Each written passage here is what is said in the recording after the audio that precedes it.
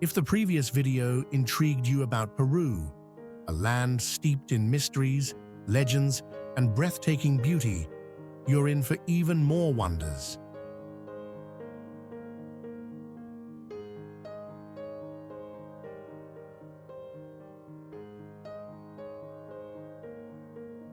This journey isn't over yet. From towering peaks to hidden forests,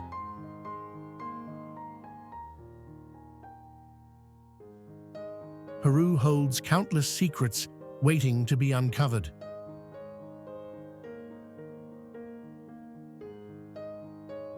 Join me as we delve deeper into its magical landscapes and uncover stories that will captivate your imagination. Let's continue this adventure and explore all that Peru has to offer.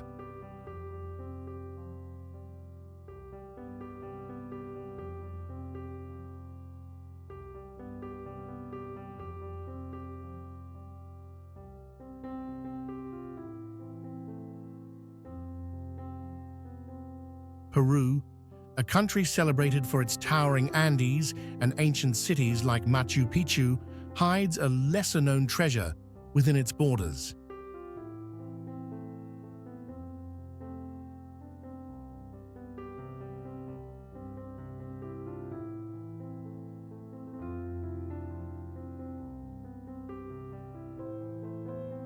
Beyond the mountains lies a vast coastal desert, a land of golden sands stretching endlessly beneath the sun.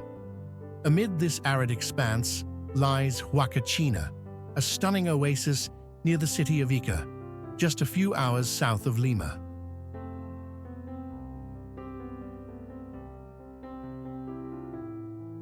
Encircled by lush palm trees and monumental sand dunes, the lagoon glimmers like a jewel against the stark landscape, an inviting refuge in a seemingly inhospitable place.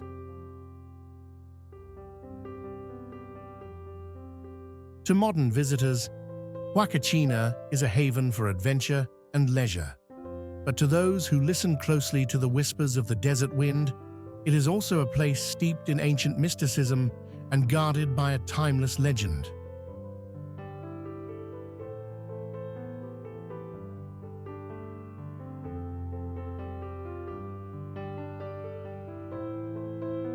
The story begins long ago, in an era when Huacachina was more than an isolated lagoon. It was the lifeblood of a thriving village. The villagers believed the oasis to be a sacred gift from Fa Intayuk, the powerful god of the desert. Intayuk was said to be a towering figure with a body made of shimmering sand and eyes that glowed like the setting sun.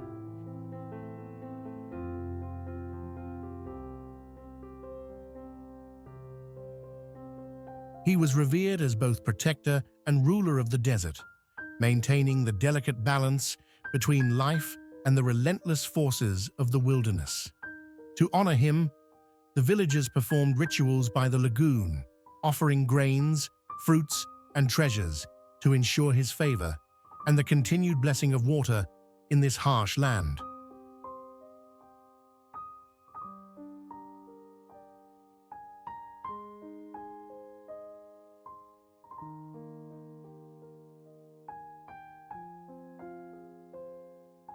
Peace and prosperity reigned for generations, until the arrival of a cruel and ambitious warlord who sought to claim the oasis for himself. Greedy and unrelenting, the warlord declared that the lagoon's water would be drained to irrigate lands for his vast empire.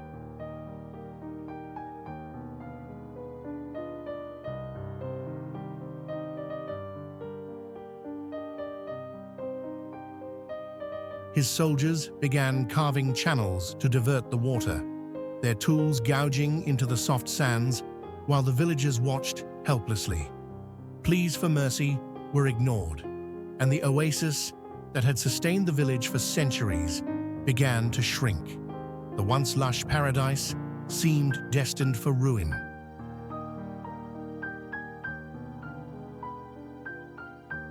In desperation, the villagers turned to their guardian deity. Under the light of a full moon, they gathered by the lagoon's edge and prayed to Intayuk, their voices rising in unison, carried by the desert winds.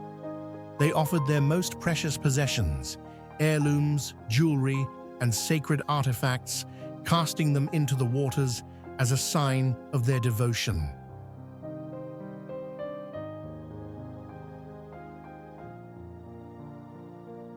The lagoon's surface rippled under the moonlight, but the desert remained silent. Some began to lose hope, believing their prayers had gone unanswered. But as dawn broke over the dunes, the winds began to stir. What started as a gentle breeze quickly grew into a fierce sandstorm. The sky darkened, and a roaring sound filled the air as golden dunes rose and shifted, seemingly alive.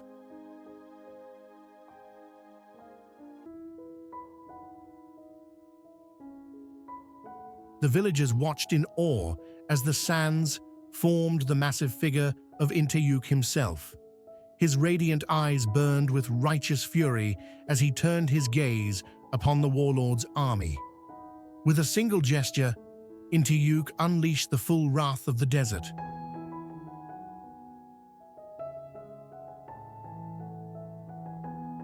A wall of sand surged forward, swallowing the soldiers and their tools, erasing them entirely from the landscape. The warlord, too, was claimed by the desert, his empire buried beneath the dunes, never to rise again.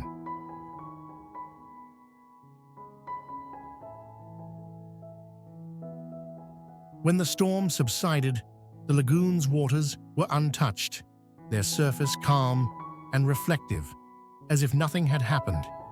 Intayuk's deep, resonant voice echoed through the air. This land is sacred.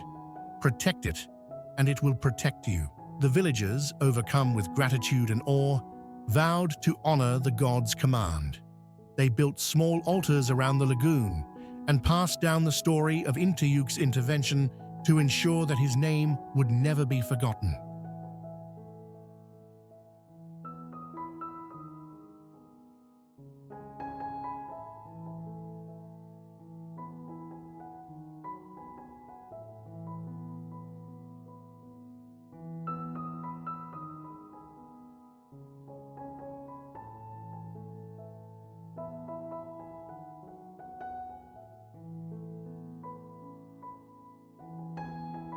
On Peru's sun-drenched northern coast lies Mancora, a stretch of white sand and azure waters that feels like a dream brought to life.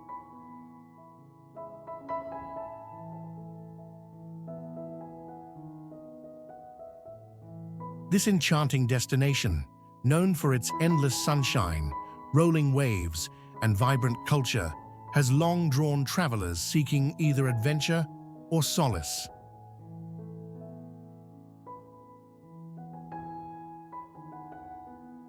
Yet beneath its lively surface, Mancora hides secrets and stories that whisper of a deeper connection to the mystical and ancient.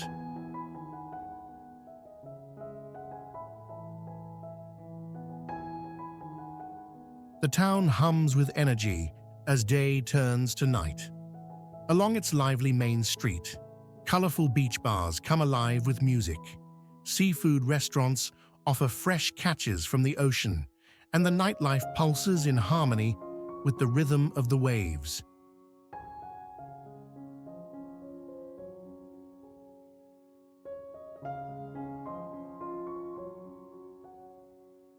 As the sun dips below the horizon, the golden sands take on a shadowy allure, illuminated by flickering lanterns and the soft glow of the moon.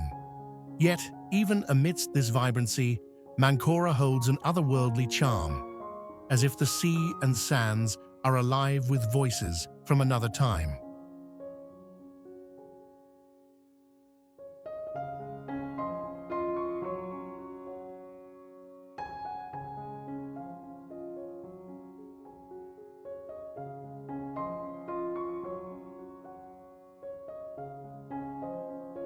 Locals tell of a phenomenon that occurs on quiet afternoons when the bustling crowds retreat to rest.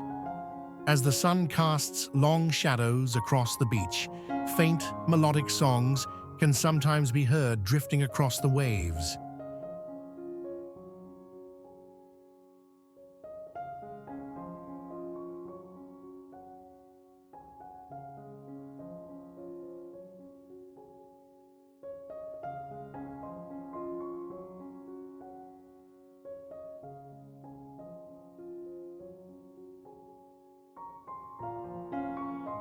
These haunting tunes seem to rise from nowhere, carrying with them a deep, mournful beauty that leaves listeners entranced.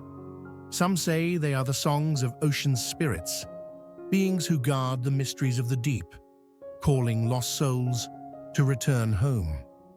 Others believe they are echoes of ancient sailors, their stories carried by the wind.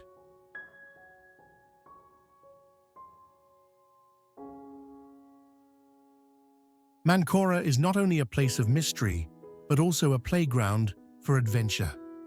The warm waves offer world-class surfing, while its secluded coastline, stretching from South Beach to Organos, provides serene spots for exploration.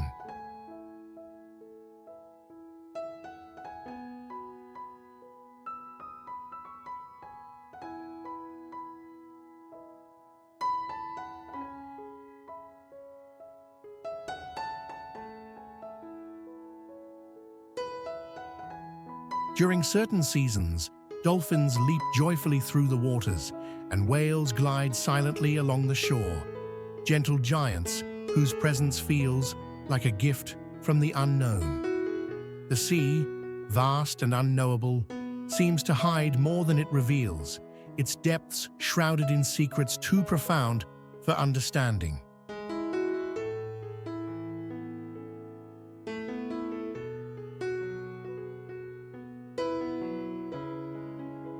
However, the true enigma of this region lies not in the ocean, but in the desert valleys farther inland. Hidden within these arid landscapes are the Nazca Lines, colossal geoglyphs etched into the earth thousands of years ago.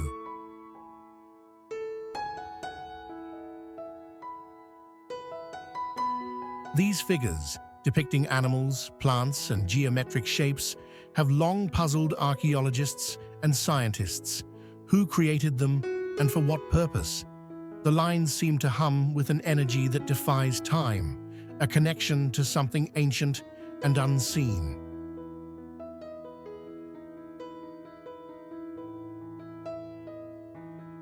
One legend passed down through generations tells of the Sky Makers, celestial beings said to have descended to the valleys of Palpa long ago. According to the tale, these beings taught early inhabitants how to communicate with the stars, etching vast symbols into the earth as messages to the heavens.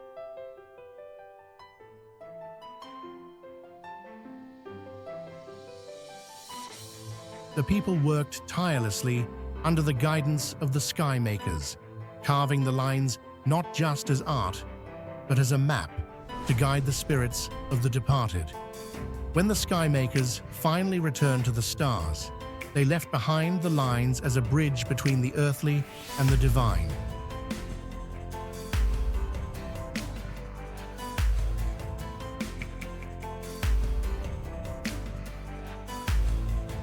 As night falls over the desert, the Nazca Lines take on an eerie beauty. Locals speak of a faint glow that emanates from the markings under the light of the moon, as though the ancient carvings themselves come alive after dark.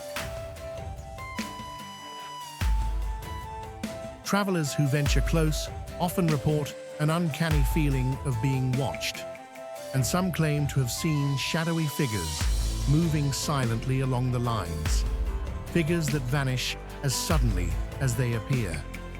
Could these be the spirits of the original creators, still tending to their work, or the Sky Makers themselves, returning to their earthly canvas?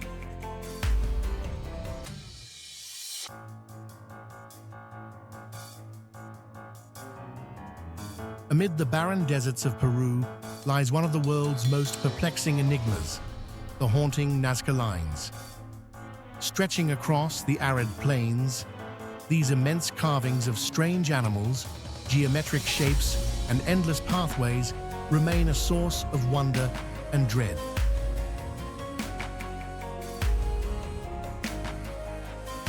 The ancient Nazca civilization, who etched these designs into the earth over 2,000 years ago, left behind a legacy that continues to baffle scholars and mystify travelers. Yet whispers from locals hint at something far darker, rituals performed under blood-red moons, where ancient priests carved these lines as offerings to beings from realms beyond human comprehension.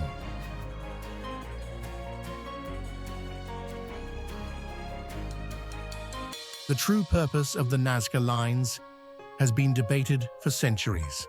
Some believe they were celestial markers, aligning with the stars to guide spirits to the afterlife. Others claim they were paths for sacred pilgrimages, connecting the earthly to the divine. But there are those who suggest a far more sinister origin, that the lines were messages, not to gods, but to entities feared even by the gods themselves. In the relentless dryness of the desert, where time seems to stand still, the lines remain unaltered, as if protected by an unseen force, ensuring their secrets are never erased.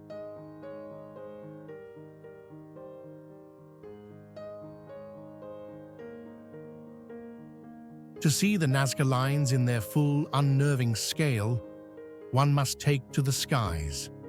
A flight over the desert reveals the grand designs in their entirety: a monkey with a curling tail, a spider poised as if waiting, a bird mid-flight, and endless lines stretching toward the horizon.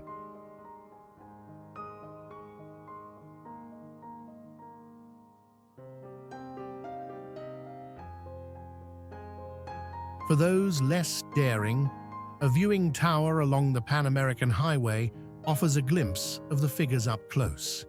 Yet even here, visitors report a disquieting sensation, as if unseen eyes watch from the shadows, following their every move.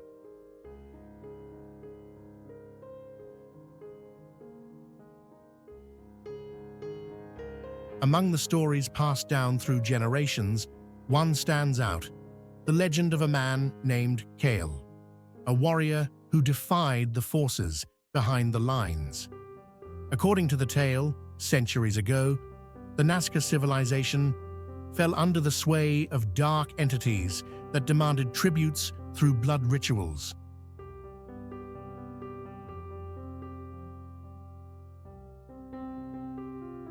Priests marked the desert with the lines, which served as pathways for these beings to cross into the mortal world. The land grew cursed, and crops withered under an oppressive sky, while the people lived in fear of what might emerge from the desert's emptiness.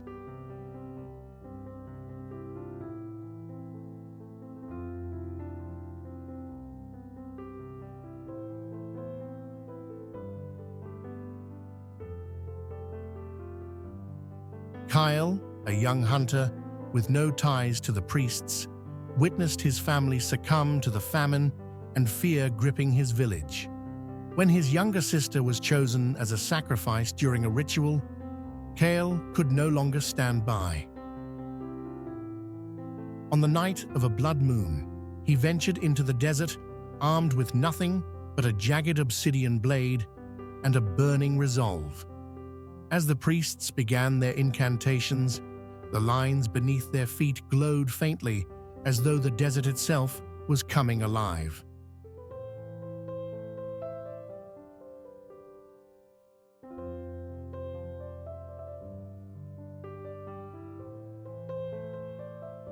Kyle disrupted the ritual, fighting his way through the gathered priests. He destroyed the ceremonial artifacts and plunged his blade into the central altar, where legend claimed the connection between realms was strongest.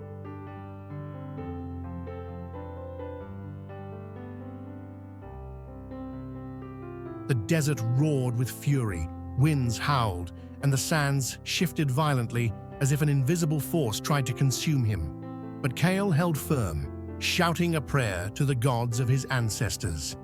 By dawn, the glowing lines had dimmed, and the presence that had loomed over the land retreated. Kale, exhausted but triumphant, disappeared into the desert, his fate unknown.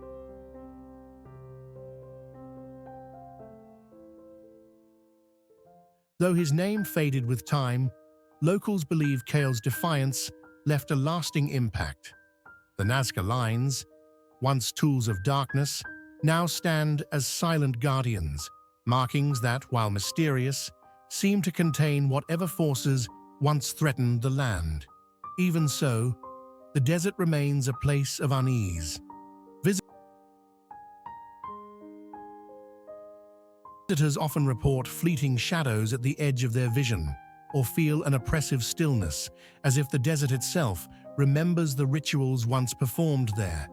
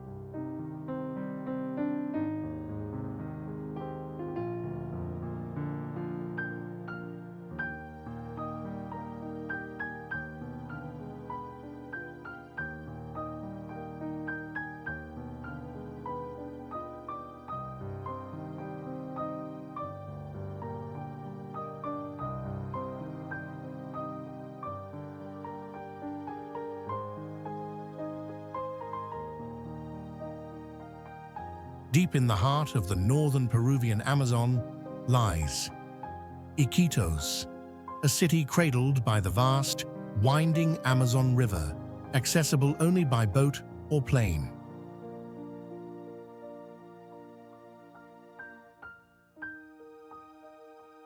This isolation has preserved not only its breathtaking natural beauty, but also its deep connection to the myths and mysteries of the jungle.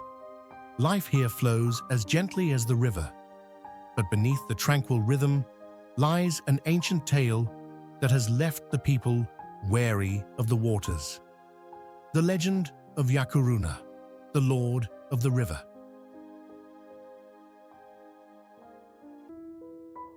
By day, Iquitos is a place of vibrant life.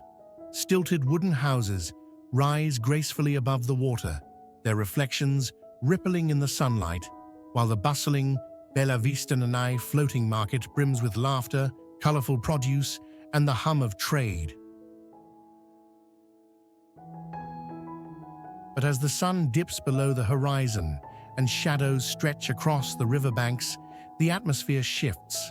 The waters darken, the sounds of the jungle grow louder, and the locals retreat indoors, whispering warnings to avoid the river at night.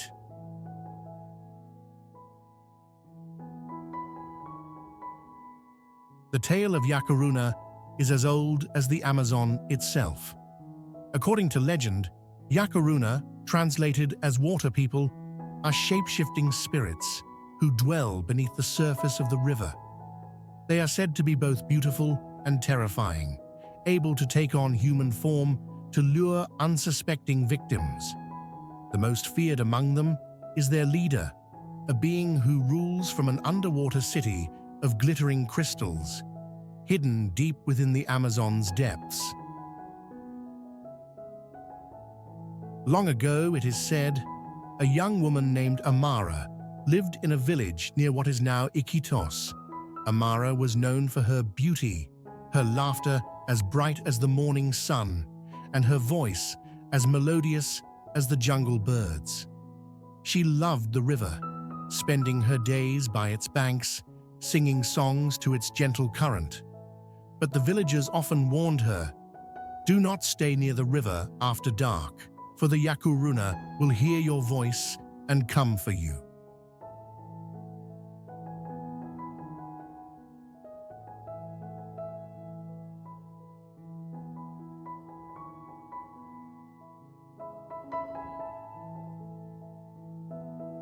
One fateful evening, Amara lingered by the water as the stars began to appear. Entranced by the river's shimmering surface, she began to sing softly. The air grew still, and the jungle fell silent, as if listening. Then, from the water, a man emerged. His eyes glowed faintly, like the reflection of the moon, and his voice was as deep and resonant as the river itself. He spoke to her, his words weaving promises of love and eternal happiness beneath the waves. Mesmerized, Amara followed him into the water, disappearing into its depths.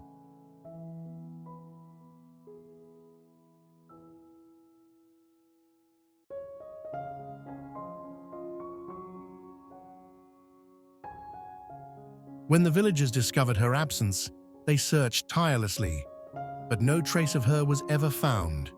For days, the river seemed to mourn her, its surface eerily calm. Some claimed to hear her voice echoing from the depths at night, singing the same song that had drawn her into the Yakuruna's grasp. Others reported seeing a figure resembling Amara walking by the riverbank in the moonlight, her movements fluid and unnatural, as if she were no longer fully human.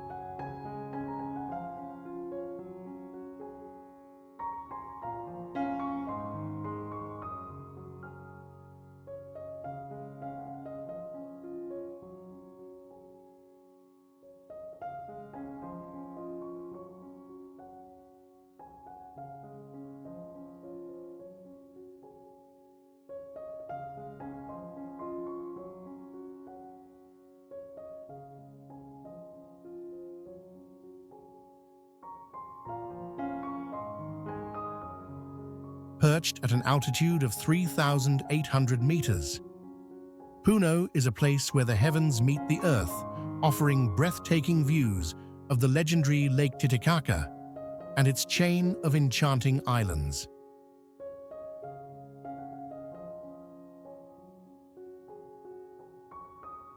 Among them, the famed Uro's floating islands stand as a marvel of human ingenuity and timeless beauty. Crafted entirely from Totora reeds, these over 85 floating worlds drift serenely on the deep blue waters, inviting visitors into a realm where romance and mystery intertwine.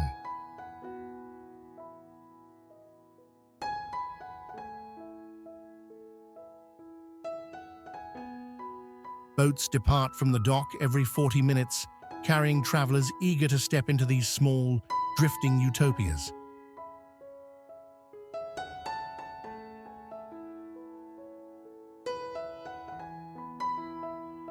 Puno is more than just a gateway. It is a living, breathing tapestry of Andean culture. The city hums with the heritage of the Aymara and Quechua peoples, their traditions seamlessly blending with modern life. Along the bustling streets, women dressed in vibrant skirts and hand-woven shawls add splashes of color to the city's landscape.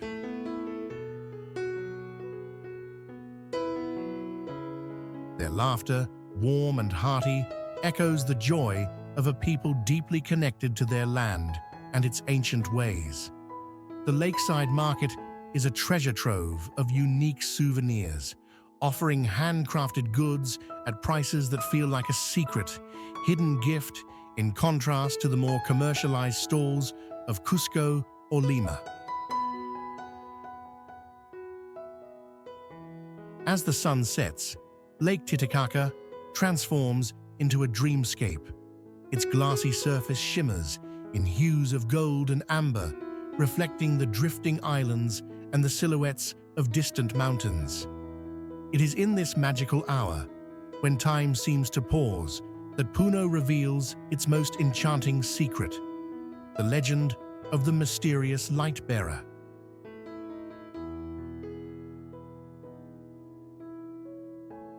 The tale speaks of a man who appears only at sunset, his presence fleeting and elusive. Known simply as Inti Chantati, or the bearer of the sun's light. He is said to wander the shores of Lake Titicaca when the golden rays of dusk touch the water. According to legend, Inti Chantati is neither entirely human nor spirit, but a guardian of the lake, a being tasked with ensuring that its sacred energies remain undisturbed.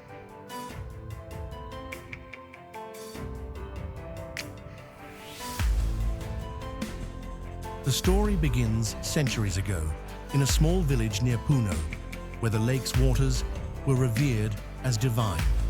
The villagers noticed that every evening, as the sun dipped below the horizon, a radiant figure would walk the shoreline.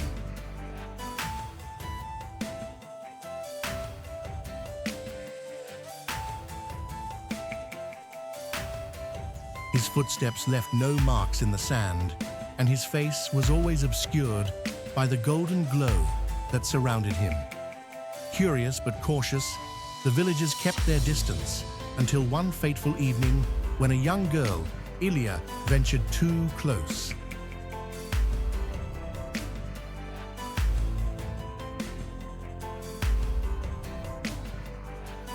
Ilia had been searching for her lost alpaca when she stumbled upon the glowing figure. Instead of fleeing, she called out for help. The man turned, his features obscured by the brilliance of the light, and silently pointed toward the water. There, in the reflection of the lake, Ilia saw her alpaca, safe and sound. She turned to thank him, but he had vanished, leaving behind only a faint warmth in the air. The villagers were astounded when Ilia told her story.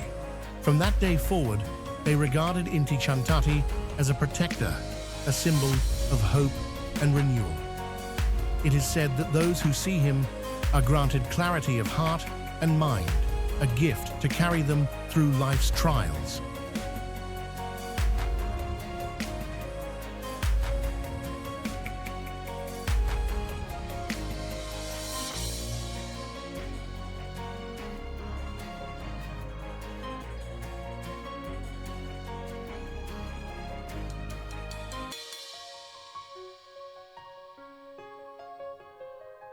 Lima, the thriving capital of Peru, unfolds along the Pacific coast as a city of endless fascination. With nearly 9 million residents, it stands as a living testament to the fusion of ancient traditions, colonial grandeur, and modern vibrancy. Founded in 1535 by the Spanish conquistador Francisco Pizarro, Lima has grown into a sprawling metropolis where time itself seems to blend seamlessly, merging past and present into a singular, captivating rhythm.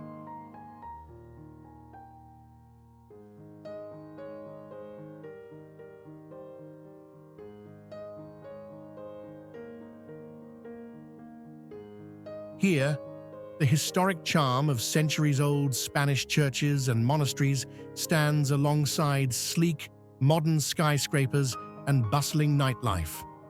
The city hums with energy, its lively neighborhoods infused with the scent of fresh seafood, the sound of music spilling from vibrant bars, and the echo of history that lingers in its streets.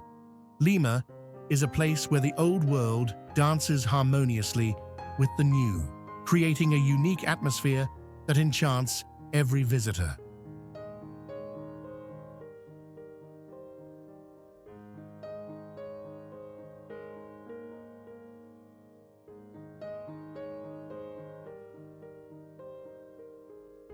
Nestled along the Pacific coast, Lima's connection to the ocean defines its spirit. The cliffs of Miraflores rise dramatically above the sea, offering breathtaking views of the horizon, while the bustling streets below lead to markets filled with the vibrant colors and scents of Peruvian gastronomy.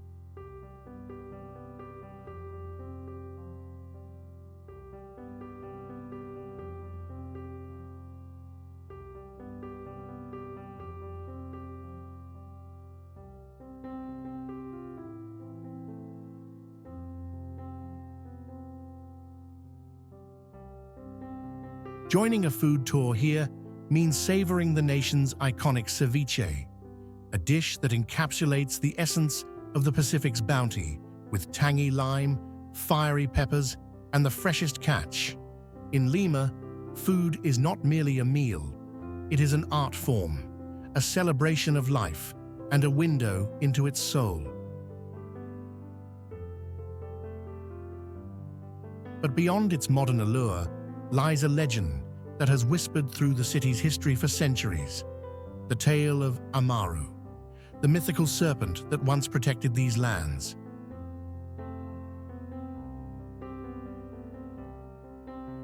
Amaru, as the legend goes, is no ordinary creature. A winged serpent with shimmering scales, it is said to dwell beneath the ocean and the earth, emerging only in times of great need. Connecting the heavens, the earth, and the underworld, Amaru is both a guardian and a force of balance, revered by the ancient peoples who lived along the Peruvian coast. The story tells of a time long ago when drought plagued the land, and the people of what is now Lima prayed desperately for salvation. One evening, as the sun dipped below the cliffs of Miraflores, the waters of the Pacific began to churn. From the depths, Amaru emerged, its golden wings sparkling in the fading light, its massive body coiling along the coastline. With a single roar, the serpent summoned rain from the heavens, quenching the parched earth and restoring life to the region. The people, overwhelmed with gratitude, began to leave offerings of flowers and food near the cliffs, believing Amaru's presence ensured the balance of nature.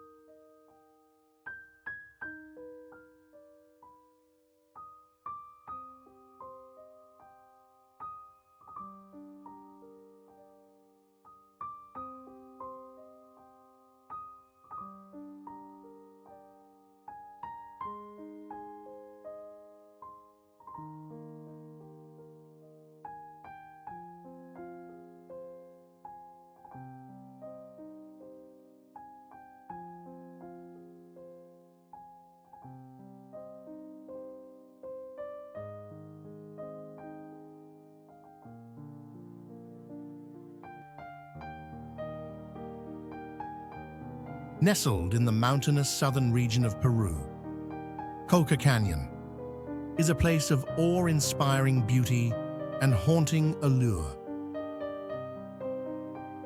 Stretching over 70 kilometers, this canyon is not only the second deepest in the world, but also a land steeped in legend, where the whispers of ancient spirits mingle with the cries of condors soaring above its dizzying depths.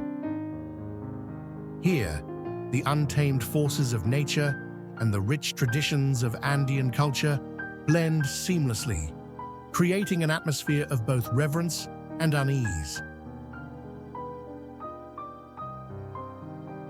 The canyon's grandeur is matched only by its history, which is carved into its terrace slopes and scattered ruins. These agricultural terraces, built by the Calaguas and Cabana peoples centuries ago, cascade down the canyon walls like steps to the heavens, demonstrating the ingenuity and resilience of ancient Andean civilizations.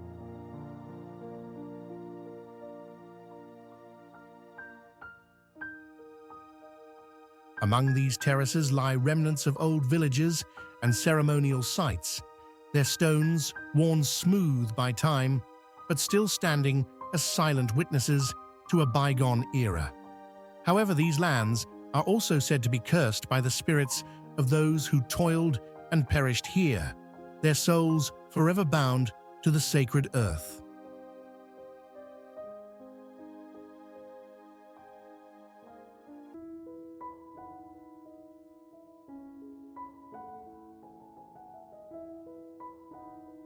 Local legends add an eerie layer to the canyon's already mystifying presence. It is believed that Colca Canyon is home to Supay, the Andean god of the underworld. Unlike traditional gods of death, Supay is a trickster and a collector of souls said to roam the depths of the canyon under the cover of darkness.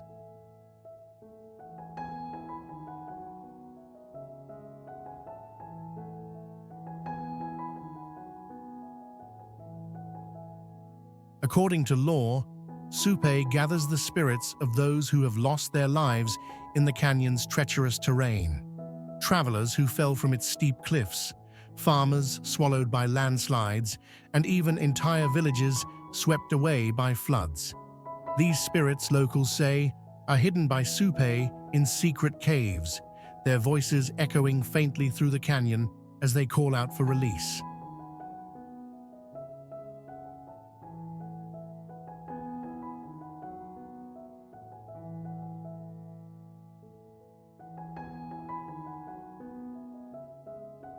One such story tells of a group of miners who ventured deep into the canyon centuries ago in search of gold. They stumbled upon a narrow crevice leading into a hidden cavern filled with glittering treasures. Ignoring warnings from local villagers, they greedily began to take what they could carry.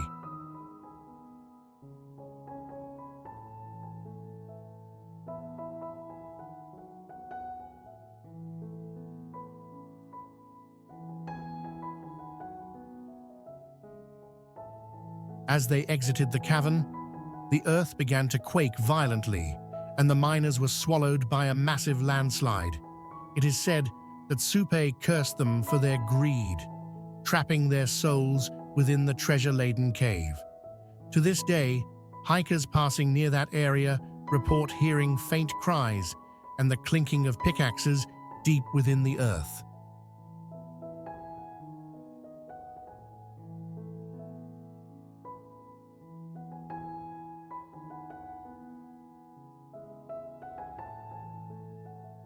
The canyon's natural dangers have also left a trail of tragic tales. Travelers navigating its rugged trails and steep cliffs often speak of a palpable presence, as though unseen eyes are watching. Stories of hikers slipping to their deaths or being caught in sudden rockfalls are not uncommon, their misfortunes attributed to Supay's interference. Yet, it is said that not all of Supay's actions are cruel. Some believe he acts as a guardian, punishing those who disrespect the sacred land, while protecting those who approach it with humility.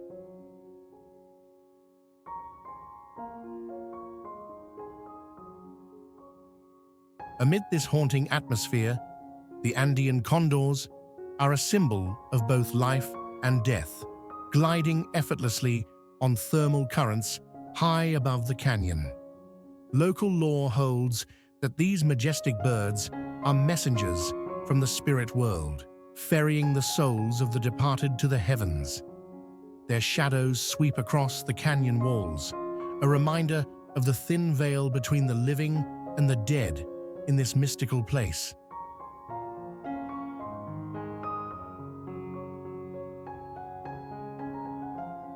The journey into Colca Canyon often begins in the town of Chivay, a picturesque gateway where modernity meets tradition. From here, visitors can embark on hikes along the canyon's rim, navigating narrow ravines and deep valleys. On quiet nights in Chivay, the winds sweeping through the canyon carry strange, distant calls, ghostly echoes that locals claim are the voices of Supay's hidden souls, yearning for freedom.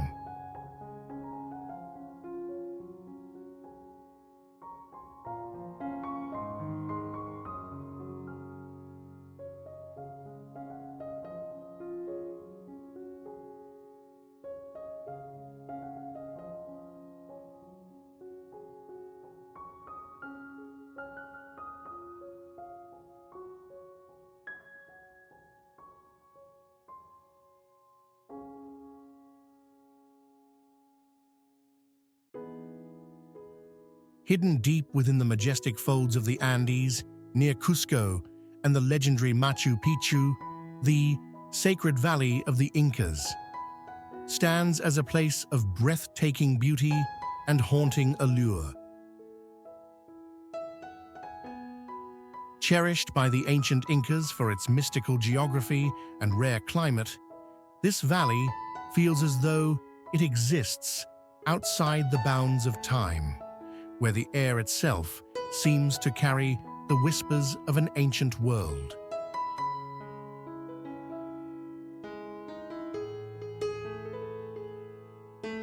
With mist clinging to the towering peaks and silence enveloping the weathered ruins, the Sacred Valley emanates a quiet power that captures the hearts of all who visit.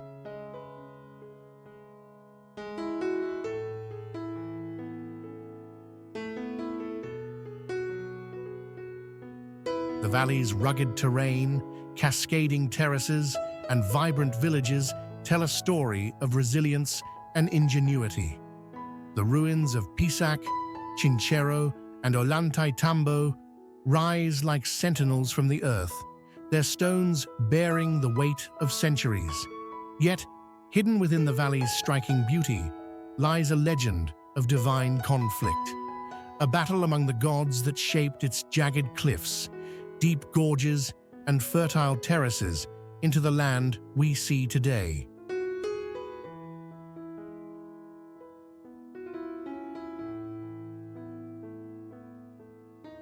Long before the Incas, the Sacred Valley was said to be the dwelling place of powerful deities. Chief among them was Pachamama, the earth goddess who nurtured the land with her boundless strength, and into the sun god who blessed it with life-giving warmth.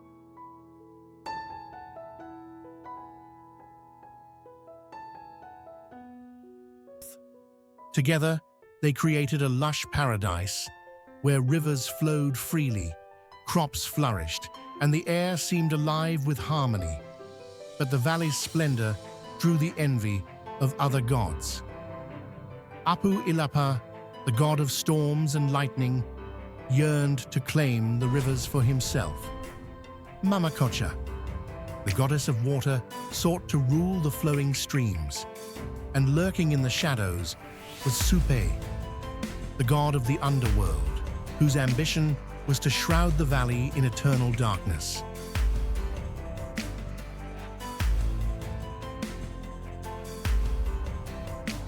The god's desires erupted into a fierce battle.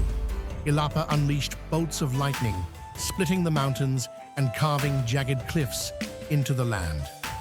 Mamacocha flooded the rivers, gouging deep gorges as her waters surged through the valley. Supay summoned landslides to bury its fields, attempting to claim the land for his domain.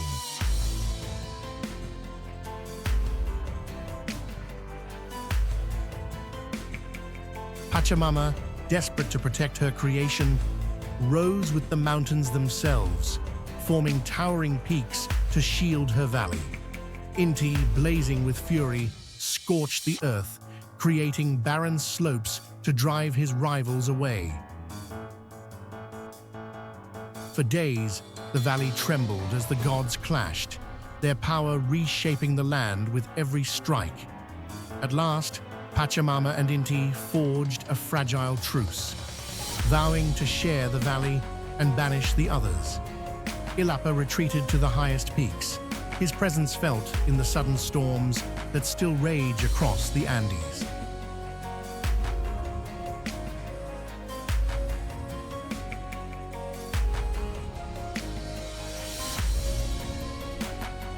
Mamacocha calmed her waters, leaving the Urubamba River to flow gently through the valley.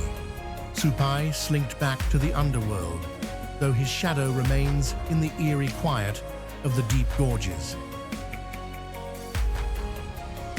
The scars of this divine battle remain etched into the sacred valley's landscape. Its terraces, cascading like steps to the heavens, are said to be Pachamama's work, protecting the people who rely on the land. The jagged cliffs and steep slopes echo Illapa's fury, while the river's calm reflects Mamacocha's enduring grace.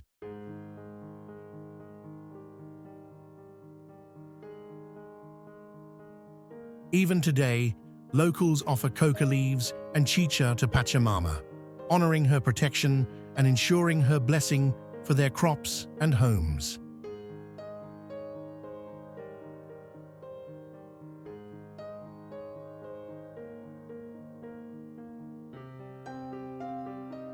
For those who wander the sacred valley, the air feels thick with the echoes of this ancient struggle. The mist that clings to the peaks is said to be Pachamama's breath, guarding her sacred land.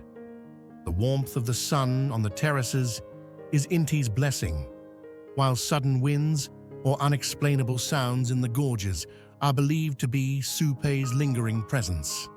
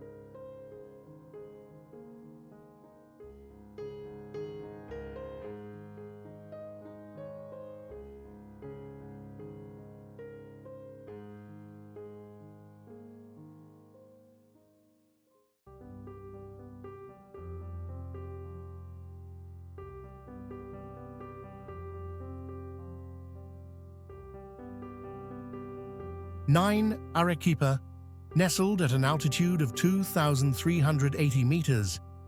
Arequipa, Peru's second-largest city, shines like a pearl cradled by the Andes, encircled by majestic volcanoes, including the towering El Misti, known as the White City. Its streets gleam with buildings made from sillar, a brilliant white volcanic stone that lends the city an almost ethereal glow under the Andean sun.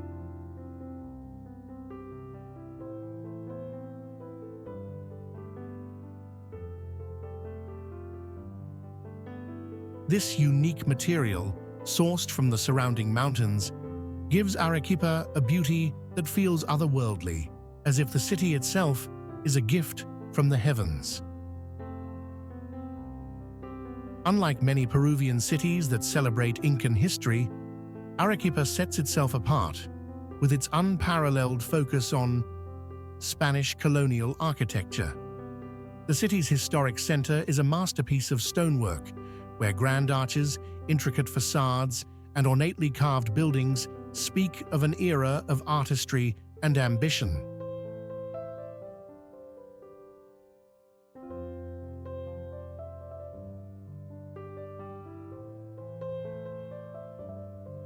Among these treasures, the Santa Catalina Convent stands as a jewel, a secluded city within a city. Its narrow streets, painted in vivid hues of blue, red, and yellow, open into hidden courtyards filled with blooming gardens. Walking through its quiet, sunlit passages feels like stepping into another world, where time seems to slow and every corner whispers secrets of the past.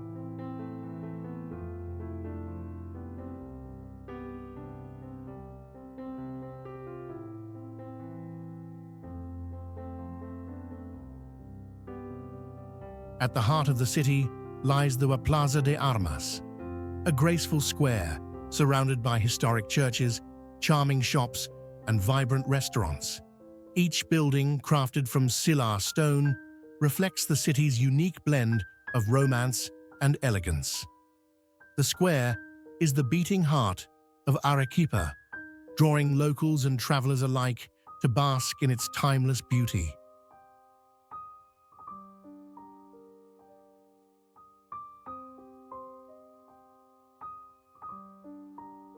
Beyond the city, Arequipa serves as a gateway to the Colca Canyon, one of Peru's most awe-inspiring natural wonders, where adventure and breathtaking landscapes await.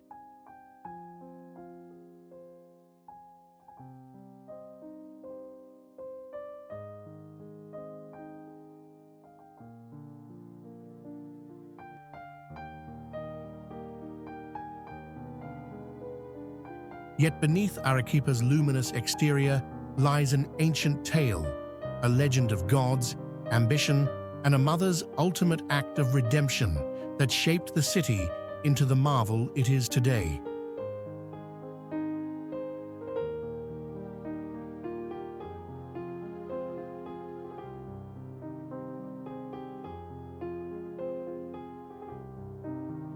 Long ago, before Arequipa became the city we know, the land was ruled by Wiramama, the mother of volcanoes. She was a powerful deity who birthed many children, each one a towering volcano imbued with her fiery essence.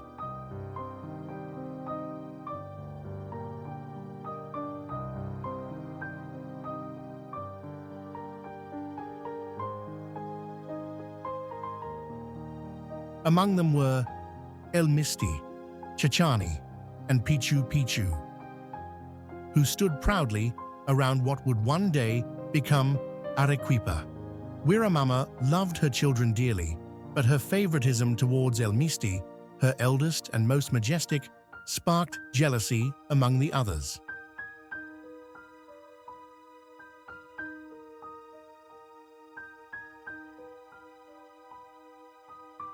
As the years passed, the sibling rivalry grew into an all-consuming desire for dominance.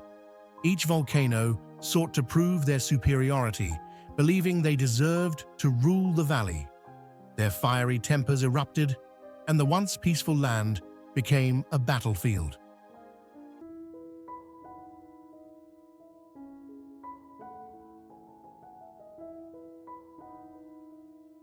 El Misti, proud and powerful, hurled molten rocks and ash into the skies, while Chachani, graceful but fierce, unleashed avalanches to reshape the land. Pichu Pichu, the youngest but most cunning, summoned violent winds to scatter their flames. The battle raged for days, shaking the earth and raining destruction upon the valley below.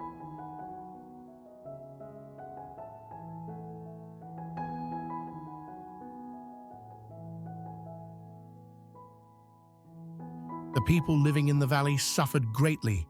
Rivers dried up, fields turned to ash, and homes crumbled under the weight of the gods' wrath.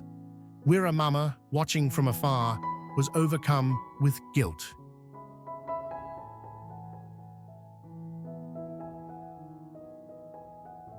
She realized that her favoritism had sown the seeds of conflict among her children, and her heart ached for the suffering she had caused. Determined to make amends, she descended to the valley and pleaded with her children to cease their fighting.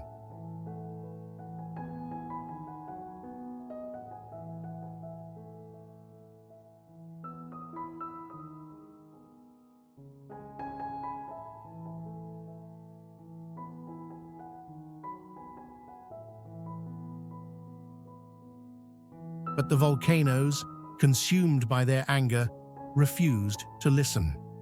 In her desperation, Wiramama unleashed her full power, calming their flames and binding them to the earth.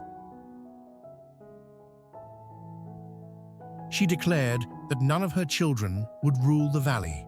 Instead, they would stand as silent guardians, protecting the land and its people for eternity. To atone for her mistakes, Wiramama imbued the valley with her blessings, shaping it into a place of beauty and abundance.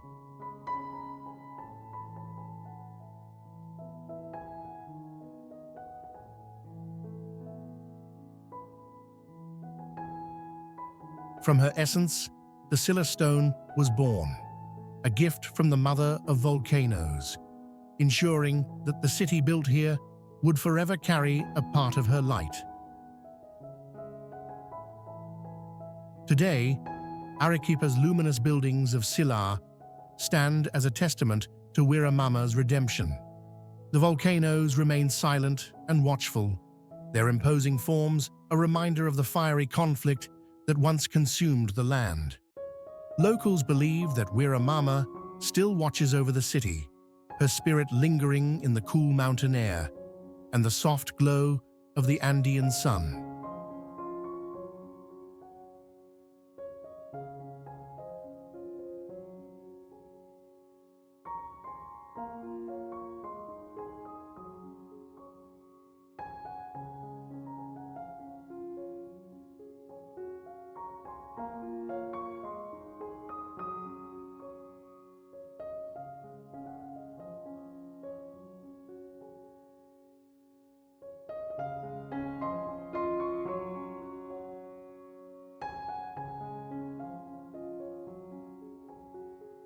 Nestled at an altitude of 3,400 meters in the majestic embrace of the Andes, Cusco stands today as the archaeological capital of the Americas, a city of unparalleled beauty, mystery, and cultural richness.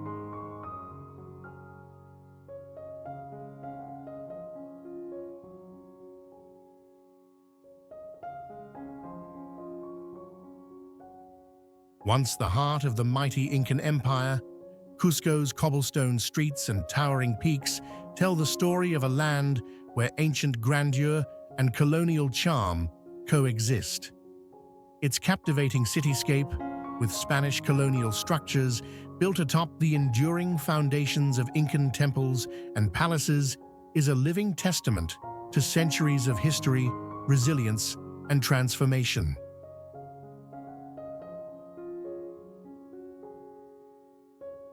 Yet long before Cusco became the jewel of the Andes, it was a forsaken land, desolate and abandoned, a place of suffering, until a benevolent goddess breathed life and beauty into its barren hills. According to legend, in a time before the rise of the Inca, the valley where Cusco now thrives was a lifeless expanse of rocky soil and harsh winds. The land was devoid of warmth, its mountains cold and unyielding, offering no shelter or sustenance. The only visitors were weary travelers, lost and wandering, drawn by faint rumors of refuge, but finding none. These wandering souls, hungry and desperate, would collapse beneath the unrelenting sky, their cries of anguish carried away by the winds.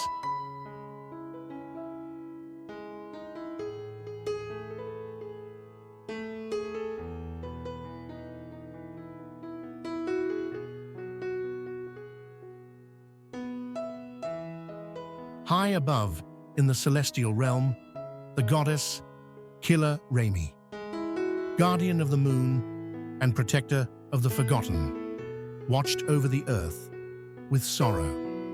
She saw the suffering of the people who sought safety in the valley and felt an ache in her heart.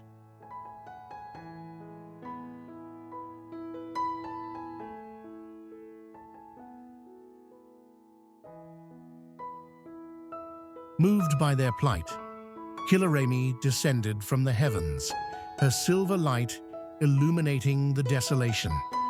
Standing in the center of the valley, she vowed to transform this forsaken land into a sanctuary where her children could find hope, protection, and prosperity.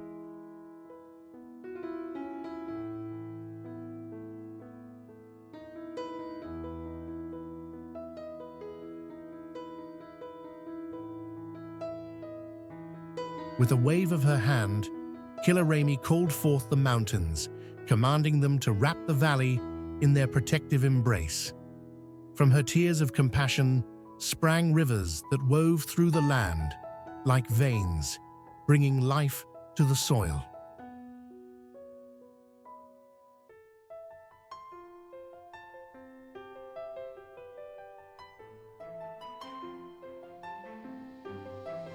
She covered the barren earth with lush greenery, filling it with fertile fields and flowers that glowed under the moonlight. To ensure that the land could endure, she imbued it with her divine strength, forging foundations so sturdy that they would outlast centuries of earthquakes and upheavals.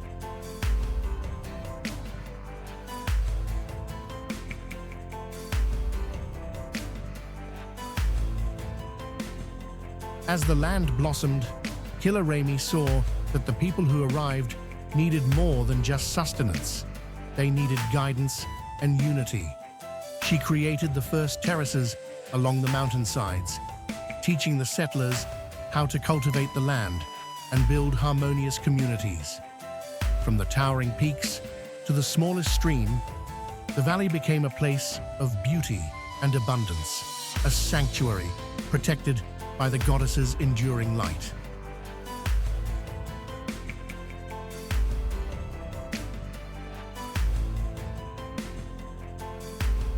Thus, Cusco was born, a gift of grace and resilience. The wandering travelers settled in the valley, their gratitude to Kyllörämi carried in songs and prayers. As generations passed, the Inca rose to power, turning Cusco into the heart of their empire, a city that reflected the goddess's vision of harmony between humanity and nature.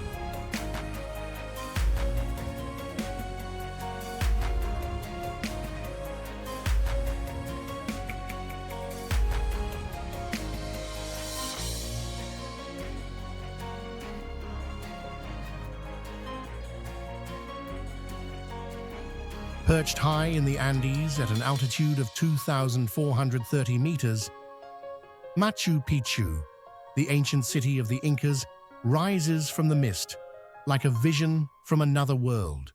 Cloaked in dense jungle and mystery, it is a place of unparalleled beauty and a sense of timelessness. Known as the carved lost city of the Incas, Machu Picchu remained hidden for centuries, its stones veiled by vines and its history swallowed by the silence of the mountains.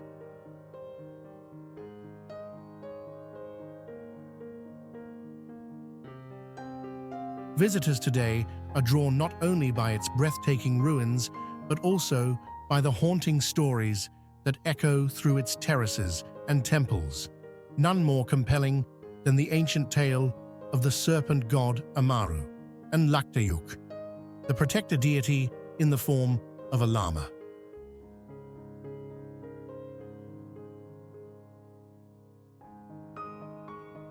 Long ago, before Machu Picchu became the revered sanctuary of the Incas, the land was wild and unyielding, its towering peaks shrouded in mist and mystery. The valleys and cliffs were ruled by Amaru, a giant serpent deity believed to dwell within the mountains and rivers.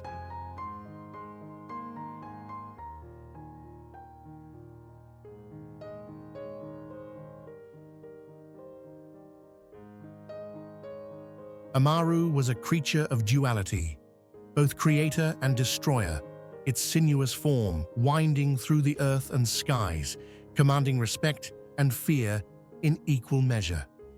The serpent demanded tribute from the people who dared to live within its domain. Crops, water, and even sacrifices were offered to Amaru in exchange for its favor, for its wrath could unleash devastating storms and landslides that would leave the valley barren.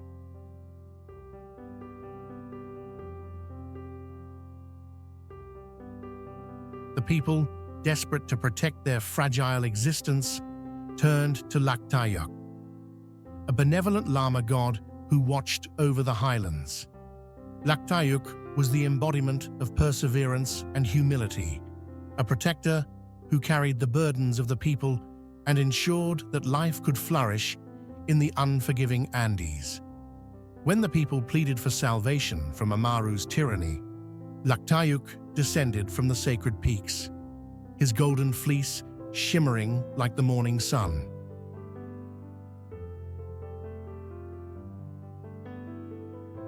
Laktayuk approached Amaru, not with anger, but with a humble request.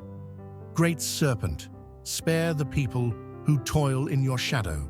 Let them live in harmony with the land you govern." But Amaru, proud and unyielding, dismissed the Lama's plea, declaring, "This land is mine. If the people wish to live here, they will bend to my will or perish beneath my coils."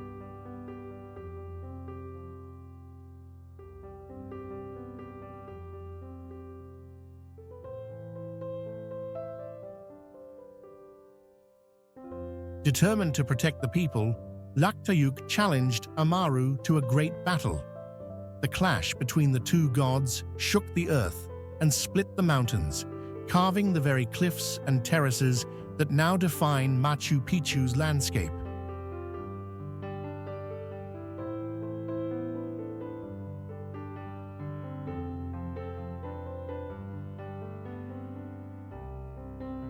Amaru unleashed floods and storms, but Laktayuk, steadfast and enduring, deflected them with the strength of the highland winds. Their battle raged for days, the peaks cloaked in mist and thunderous roars as the gods wrestled for control.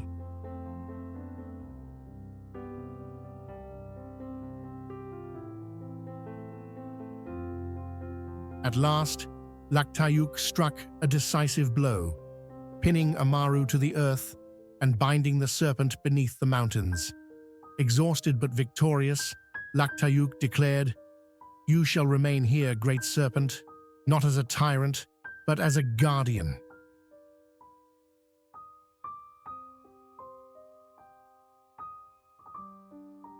Together, we will protect this land and the people who honor it. Amaru, humbled and defeated, agreed, and from that day forward, the serpent god slumbered beneath the mountains, its coiled body forming the undulating ridges that cradle Machu Picchu.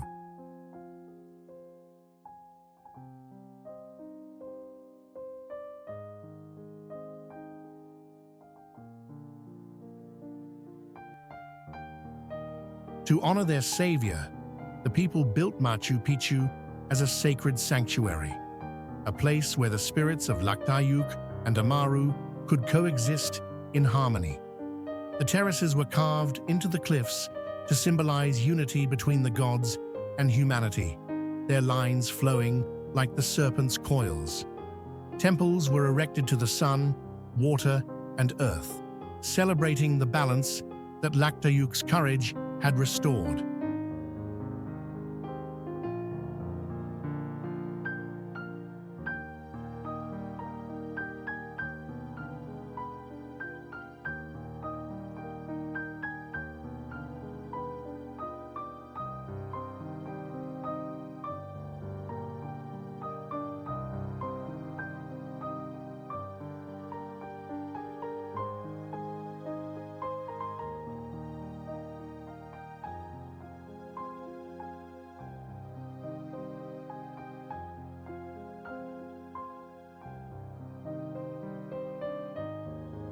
High in the Peruvian Andes, at an altitude of over 5,000 meters, lies Vinicunca, the Rainbow Mountain, a mesmerizing natural wonder that seems to belong to a realm beyond our world.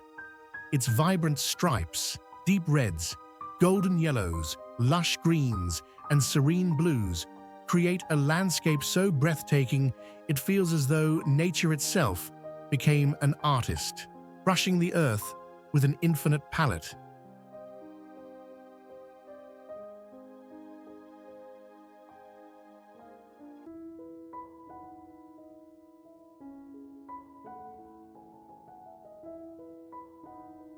Yet behind this kaleidoscope of colors lies an ancient tale, a love story between two gods whose emotions shaped this extraordinary place.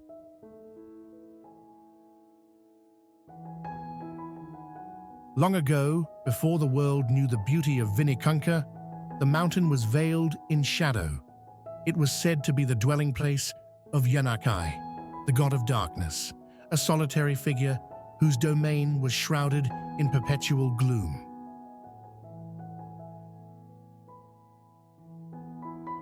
Yanaqai was not a cruel god, but his presence brought an eerie stillness to the land.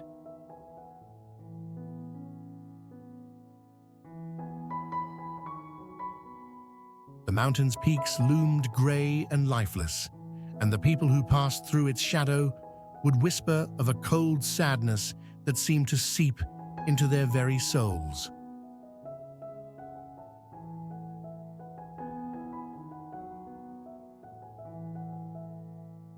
Despite his isolation, Yanaqai bore the weight of the world's sorrow with quiet dignity. He saw beauty in the silence and protected the mountain as a guardian of forgotten places. But deep within, he carried a profound loneliness. The world, afraid of his shadow, had turned away from him, leaving him to dwell in his eternal night. One day, as the Andean sun rose to paint the skies with brilliant hues, Chatui, the goddess of color, wandered through the heavens.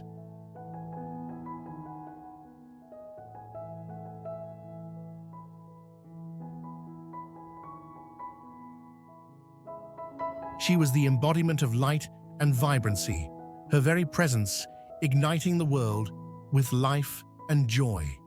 Her essence flowed through the rivers, bloomed in the flowers, and danced in the skies during each radiant sunrise.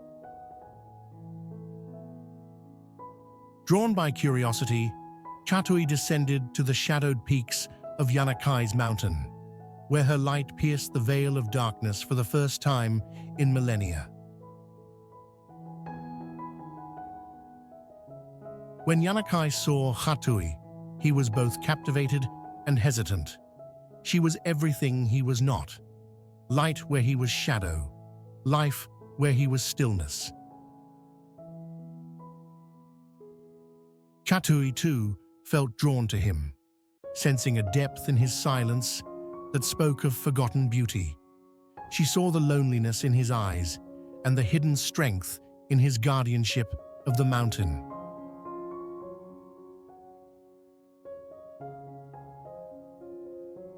Over time, as they spent more days together, she came to understand the sorrow he carried and the quiet devotion with which he protected his domain.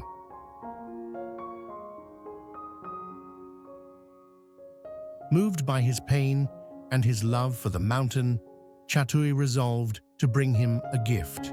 She touched the barren slopes with her divine essence, infusing the earth with her colors.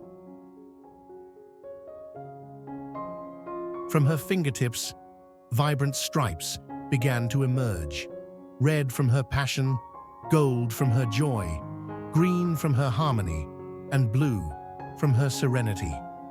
The Grey Mountain became a living masterpiece, its beauty unmatched anywhere in the world.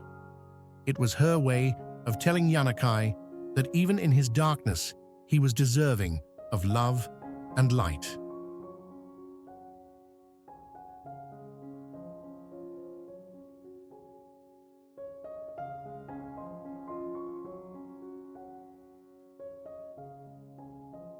Yanakai, overwhelmed by her kindness, fell deeply in love with Chatui. The Rainbow Mountain became their bond, a symbol of their union, and a reminder that even the darkest shadows could embrace light.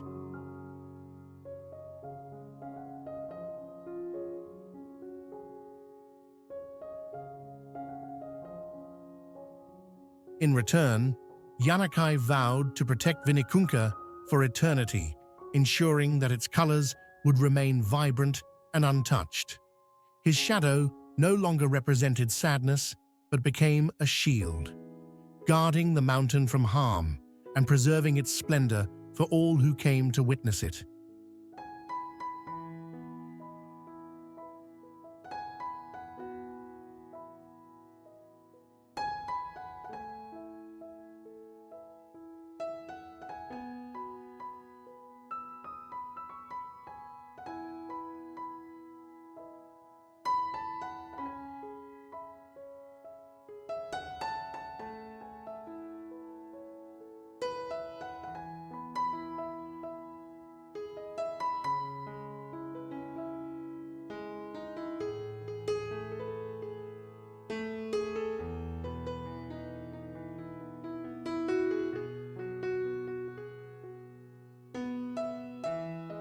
High in the Andes, at an altitude of 3,812 meters above sea level, lies Lake Titicaca, a place of haunting beauty and profound mystery. Its vast, dark blue surface reflects the towering mountains that encircle it, their rugged forms standing like silent guardians over the water. Known as the largest freshwater lake in South America, Lake Titicaca holds more than just natural splendor. It carries an ancient legend, one of sorrow, transformation, and redemption.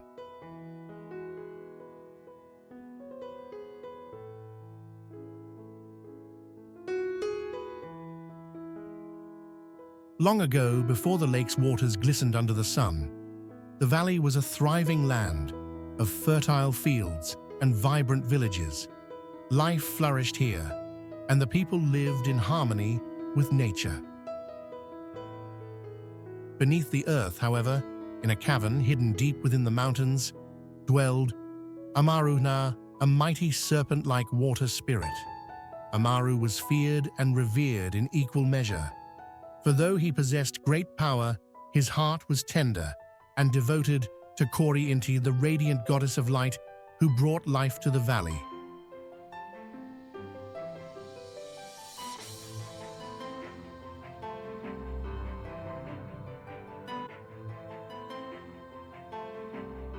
Amaru loved Kori Inti deeply, but their love was not meant to last. One fateful day, a jealous rival god struck Kori Inti from the heavens, extinguishing her light forever.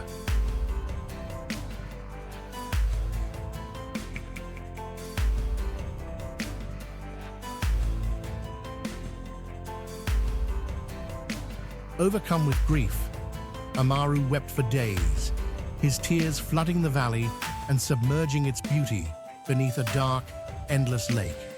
His sorrow twisted into anger, and he cursed the waters he had created.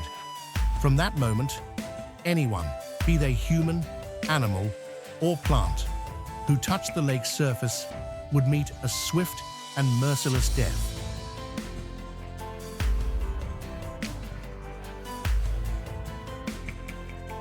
The once thriving valley became a desolate land, its villages abandoned, and its people forced to flee.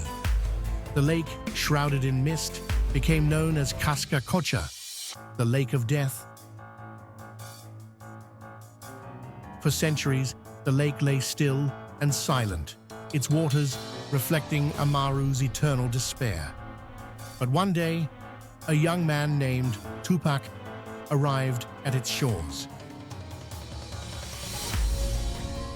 He was a humble farmer, his heart shattered by the loss of his beloved, a kind-hearted woman taken too soon by illness.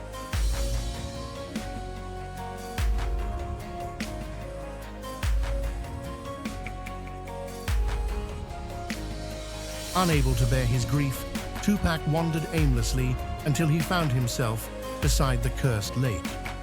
There, he fell to his knees and wept, his cries echoing across the still waters.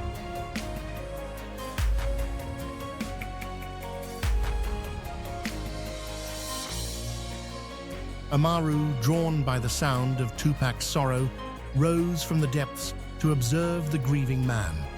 For the first time in centuries, the serpent saw his own pain mirrored in another.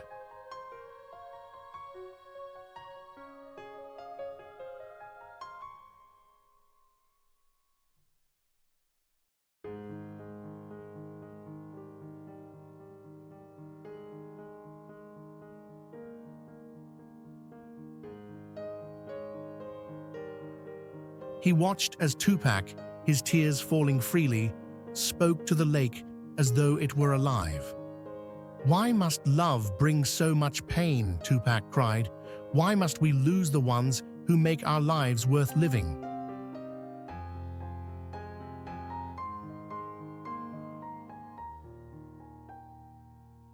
Amaru's hardened heart softened as he listened. In Tupac's grief, he saw his own anguish, the same longing, the same despair.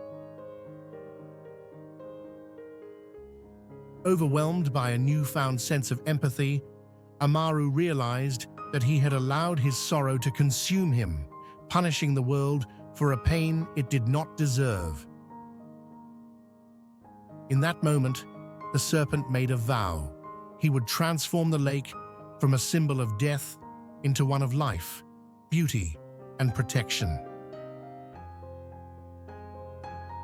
Amaru plunged into the lake's depths, his powerful body stirring the waters until their curse dissolved. The lifeless shores burst into bloom, vibrant flowers springing forth where none had grown before.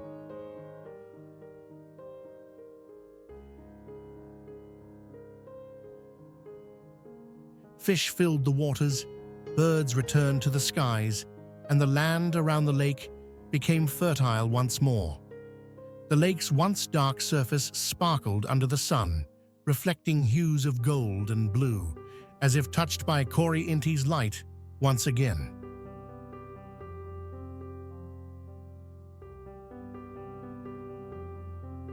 Amaru, now a guardian of the lake, ensured that it would remain a sanctuary for all who came to its shores. He protected the people who lived beside it, blessing the indigenous Uros, Aymara, and Quechua peoples with the resources to thrive. The Uros, inspired by Amaru's story, crafted floating islands from reeds, living in harmony with the water. The lake became a sacred place, its beauty unmatched and its waters teeming with life.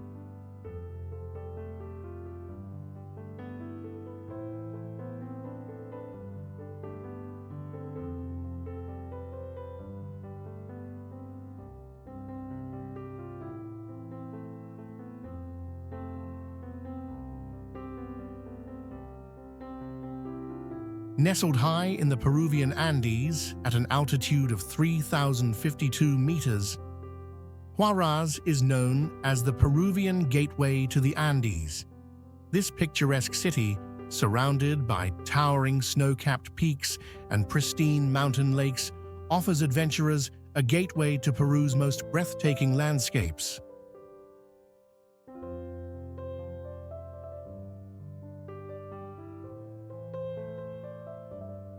Among these peaks stands Huascarán, the country's highest mountain and a UNESCO World Heritage Site, its majestic presence a symbol of nature's enduring power.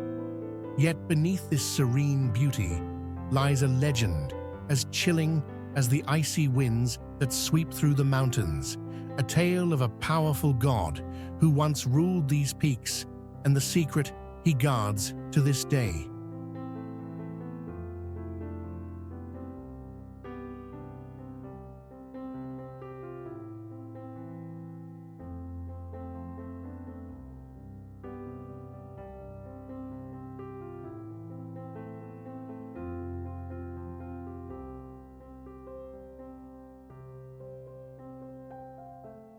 In the time before humanity, when the Andes were young and untamed, the mountains were the domain of Yaku Amaru, the ice serpent god.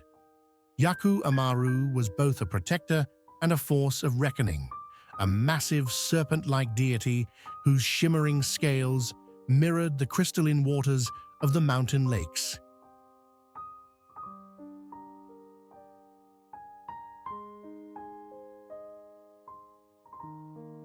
He governed the balance of the Andean world, ensuring the glaciers flowed steadily, the rivers remained pure, and the valleys below were fertile. The lakes near Huaraz, particularly the deep and mysterious Laguna de Yaca, were said to be his sacred dwelling places, where he would rest, coiled beneath the icy depths.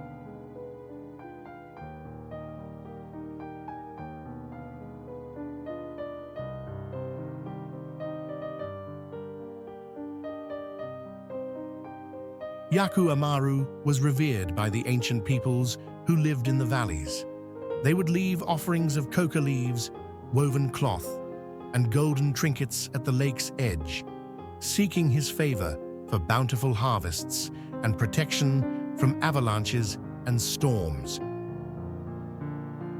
Yet their reverence was also tinged with fear, for the ice serpent was known to be merciless when the balance of the mountains was disturbed.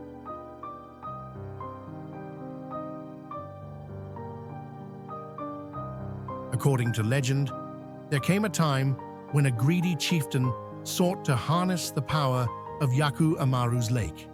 Believing the sacred waters held a treasure of unimaginable value, he ordered his people to drain part of Laguna de Yaca to search for gold.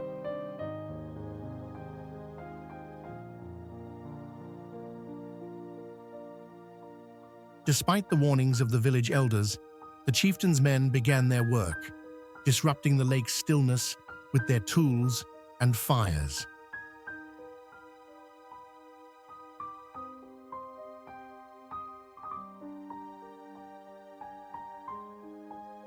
On the third night, as the villagers slept, the earth trembled, and a deafening roar echoed through the valley.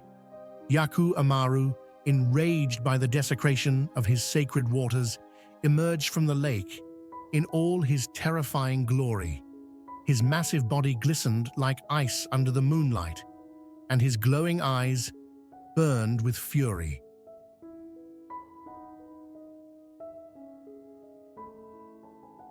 The serpent unleashed a powerful storm, sending torrents of icy water and avalanches down the mountainside, swallowing the chieftain's village and burying it forever beneath snow and stone.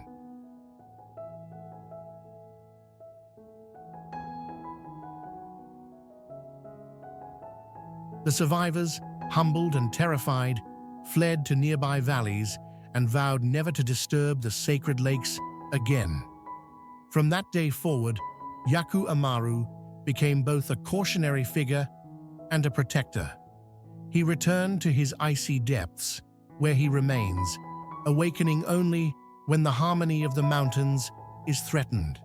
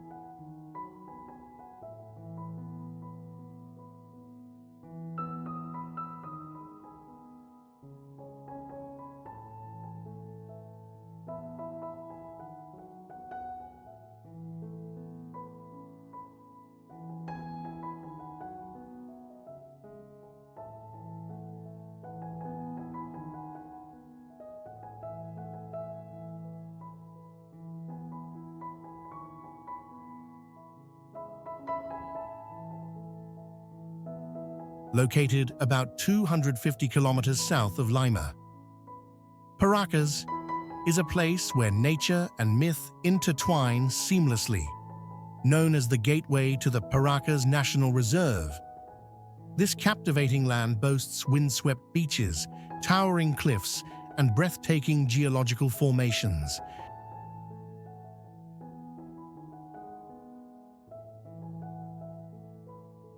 At its heart lies the famous Ballestas Islands, a natural wonder that draws visitors from around the world. But beyond the striking beauty of its landscapes, Paracas is steeped in an ancient legend of love, sorrow, and redemption.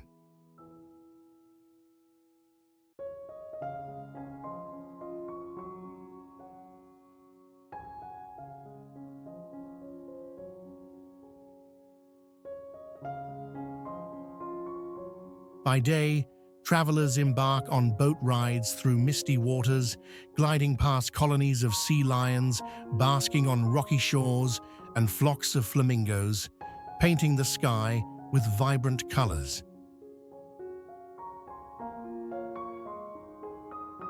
Yet locals warn of something more. Shadowy figures, seen moving among the cliffs on foggy mornings, said to be the eternal guardians of an ancient love story that shaped this land.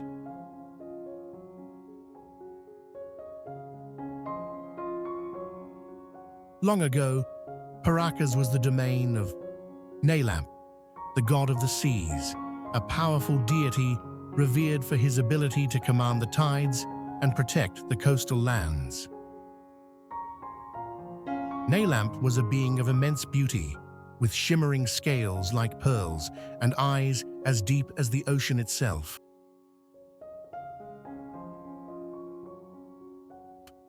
Despite his strength, he harbored a gentle heart, one that was wholly devoted to Kuya, the goddess of light. Kuya was his opposite, radiant, joyous, and full of life, her presence illuminating both the land and Nalamp's heart.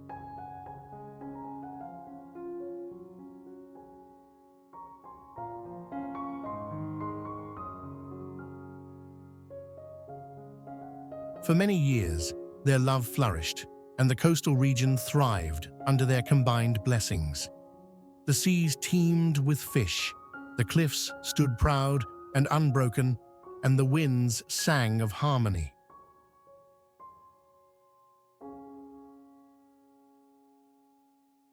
But the gods of the skies grew jealous of Kuya's light and devised a plan to separate her from Nalamp.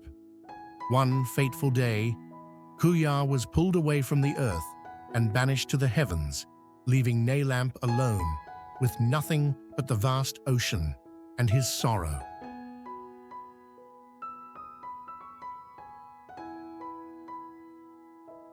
Devastated, Nalamp withdrew into the depths of the sea, his grief transforming the calm waves into raging storms.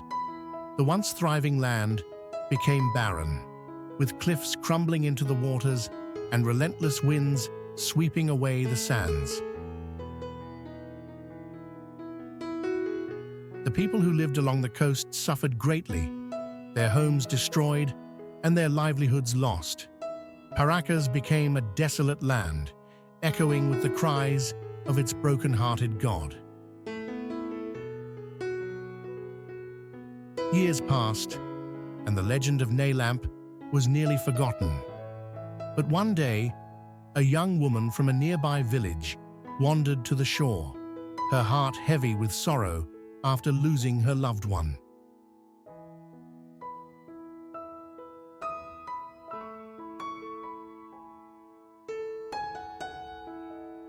She sat by the edge of the sea and sang a lament so pure and filled with pain that it resonated through the crashing waves.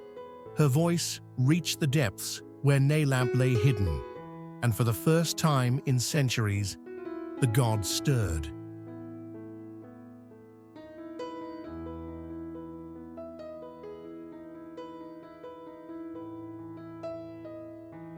Hearing the young woman's song, Nalamp felt a profound connection to her grief. Her sorrow mirrored his own, and for the first time, he saw beyond his pain and remembered his love for the land and its people. Moved by compassion and a renewed sense of purpose, Nalamp calmed the storms and began to heal the land.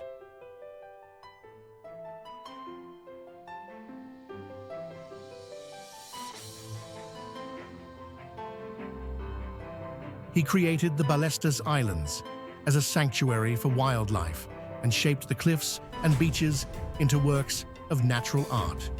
The winds softened, carrying a gentle song of hope instead of despair.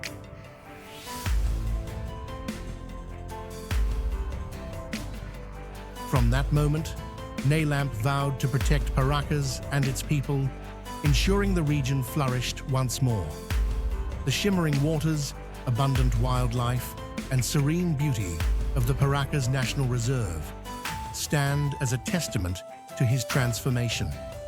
Locals believe that Nalamp's spirit still watches over the land, his presence felt in the whisper of the waves and the soft glow of the moonlight on the sea.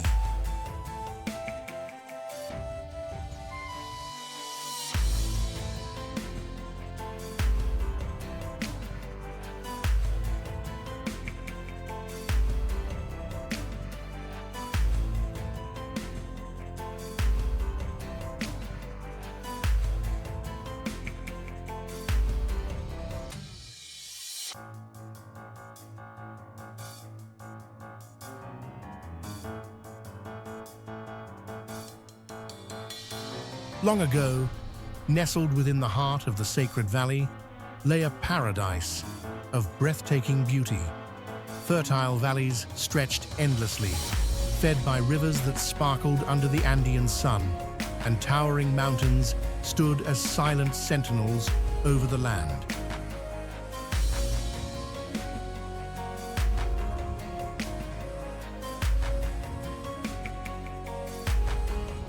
The people of this valley, humble and reverent, lived in harmony with the earth, offering their prayers to the gods who blessed them with abundance. But deep within one of these mountains, hidden in its shadowy depths, a dark force stirred, a being of chaos and destruction known as Supay Manca, the demon of the underworld.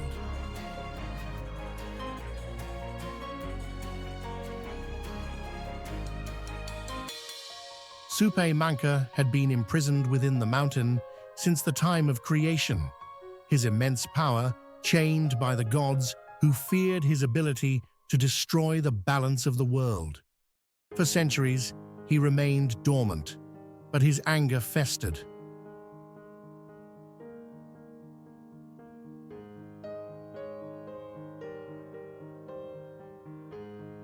Over time, his dark magic seeped into the land, twisting the rivers and trembling the earth. Crops began to wither, and strange storms swept through the valley. The people grew fearful as they sensed an unseen evil awakening beneath their feet. Desperate, the villagers turned to the heavens, pleading for salvation.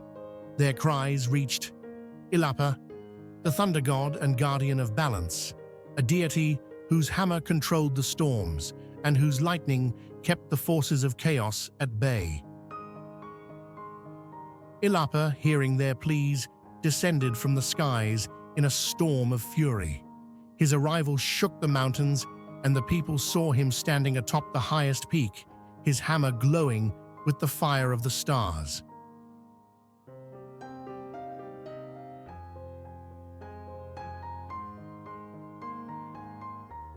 Ilapa confronted Supay Manca deep within the mountain, and their battle began.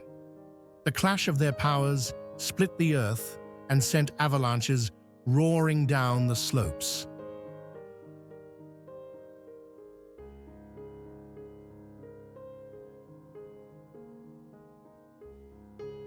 Lightning illuminated the skies as Ilapa struck blow after blow with his hammer, while Supay Manca unleashed waves of dark energy, attempting to shatter his prison. The land trembled, as if it could no longer bear the weight of their conflict.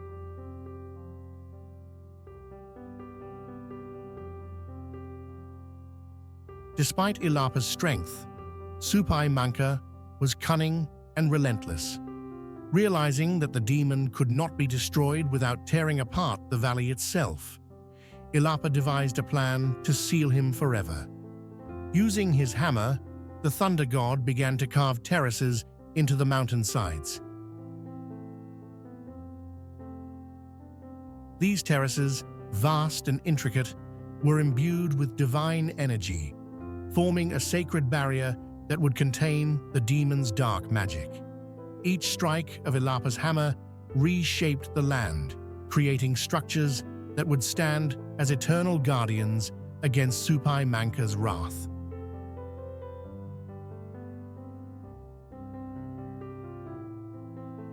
Finally, Ilapa climbed to the highest peak above the valley.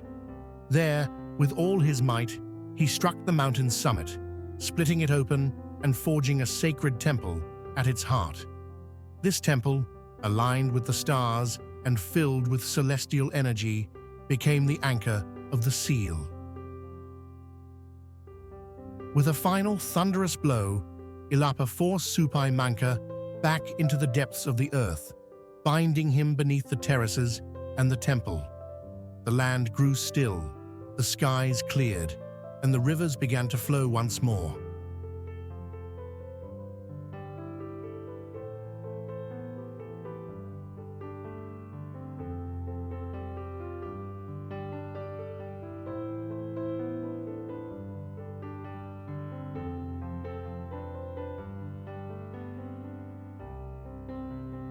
Exhausted but triumphant, Ilapa turned to the people of the valley. "This land is sacred," he declared. "The terraces and temples will protect you, but they must also be protected. Honor them, and the balance will remain. Forget this duty, and Supai Manka will rise again." With that, Ilapa ascended to the heavens, his form dissolving into the clouds.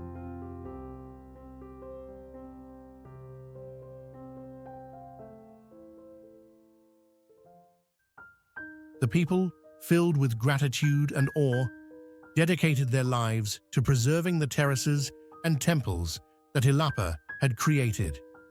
The agricultural terraces became a gift of sustenance, allowing them to thrive in the challenging terrain. The sacred temple atop the mountain became a place of worship, where they offered prayers and sacrifices to Ilapa, ensuring that his seal would never weaken.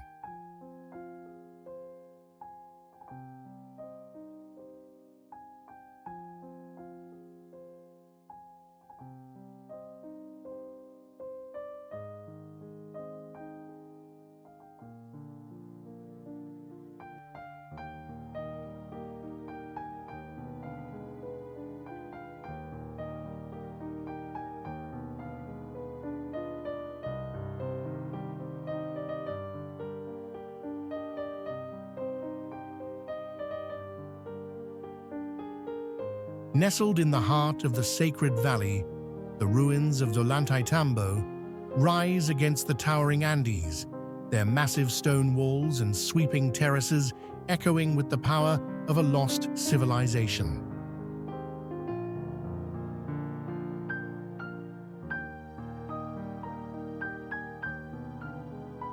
Once a sacred sanctuary and a formidable stronghold of the Inca Empire, this ancient site carries with it not only the genius of Incan engineering, but also the weight of a haunting legend. Every stone seems to vibrate with whispers of the past.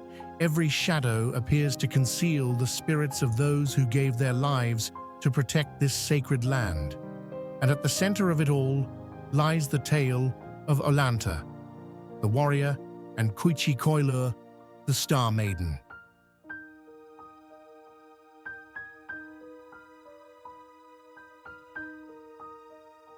Long ago, before the Spanish conquest, Ollantaytambo was more than a fortress. It was a place of devotion and defiance.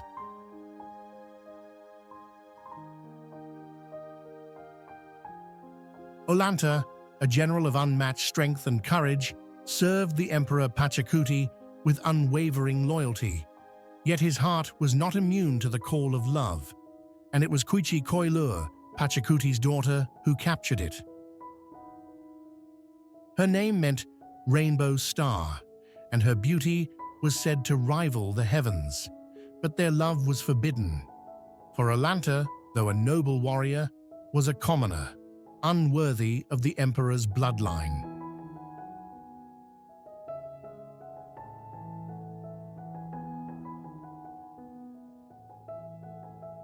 Determined to protect their love, Atalanta defied the emperor's decree and vowed to create a sanctuary where they could be together, far from the reach of Pachacuti's wrath. With the blessings of the mountain spirits, Atalanta and his men began to build an impregnable fortress. The stones they carved and carried were colossal, fitted so precisely that not even a blade of grass could slip between them.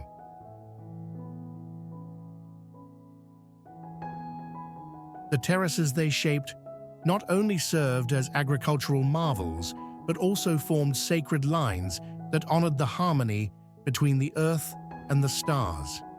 Quiche-Coeloa herself was said to guide their work, her presence felt in the flowing waters of the irrigation channels, which shimmered like starlight.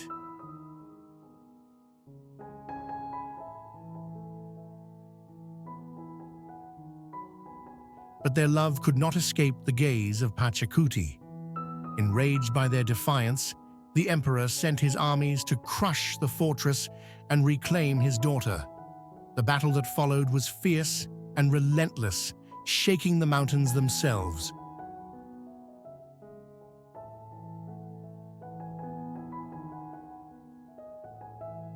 Atalanta and his warriors fought with the ferocity of the jaguar, but the emperor's forces were vast and unyielding.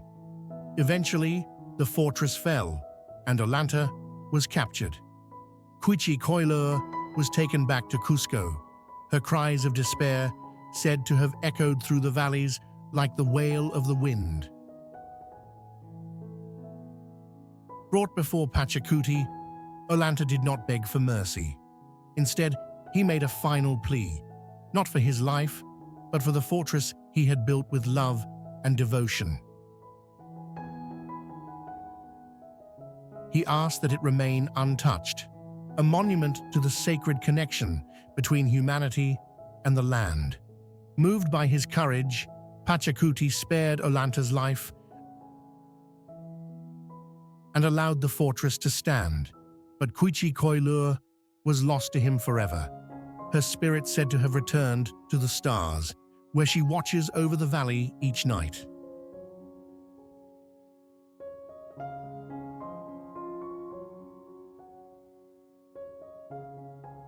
The legend tells that the spirits of Atalanta's warriors never left the fortress. Bound by loyalty and love, they continue to guard the terraces and walls, their presence felt in the soft rustling of the wind and the faint echoes of footsteps that travelers sometimes hear in the quiet of the night.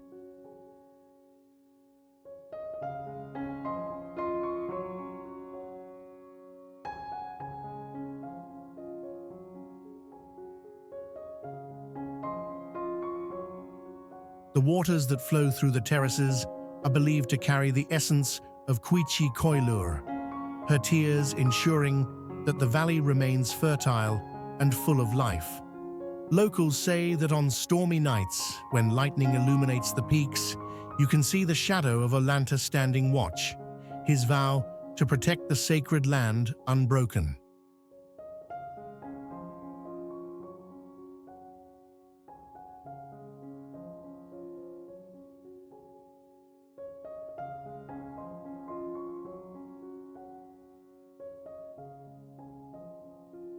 The fortress of Ollantaytambo remains a marvel of strength and resilience, a place where love and sacrifice shape the stones themselves. To walk its terraces is to feel the enduring power of a legend that transcends time, a story of devotion so profound that it continues to echo through the mountains carried by the winds and written in the stars.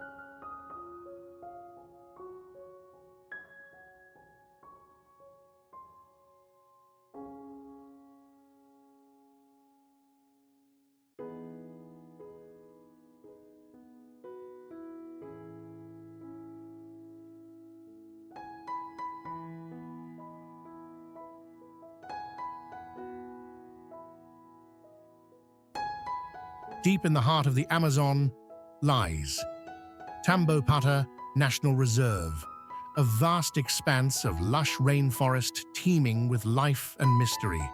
With over 1,000 bird species, 200 mammal species, and countless insects and plants, this sanctuary is one of the most biodiverse places on Earth.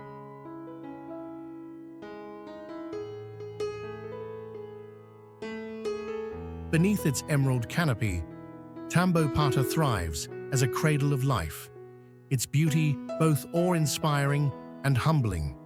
Yet its history is steeped in eerie tales and whispered legends of a guardian spirit, a forest god who protects Tambopata's treasures and punishes those who dare to disturb its delicate balance.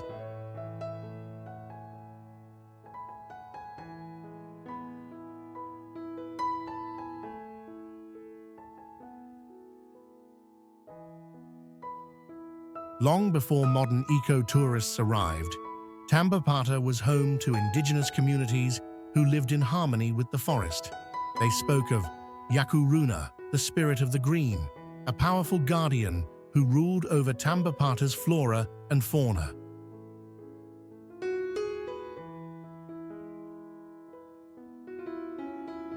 Yakuruna was said to be a shapeshifter, appearing sometimes as a towering figure cloaked in vines, sometimes as a jaguar with eyes that gleamed like embers, and other times as the very wind that rustled through the trees.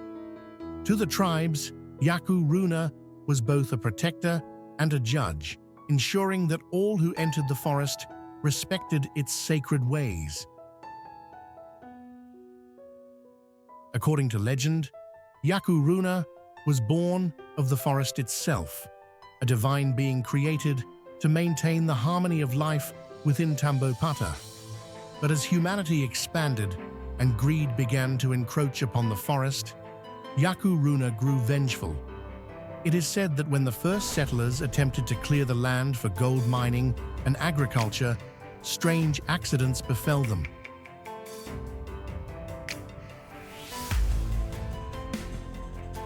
Their tools broke inexplicably, their paths became lost, and their camps were mysteriously destroyed overnight.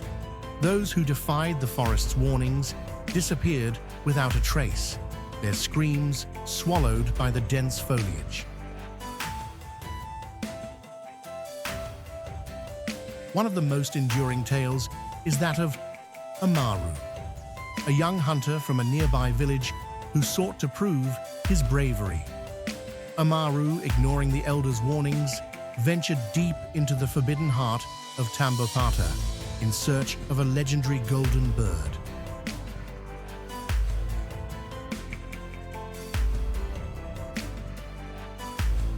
Days turned into weeks, and just as his people began to fear the worst, Amaru staggered back to the village, his body gaunt and his eyes hollow with terror.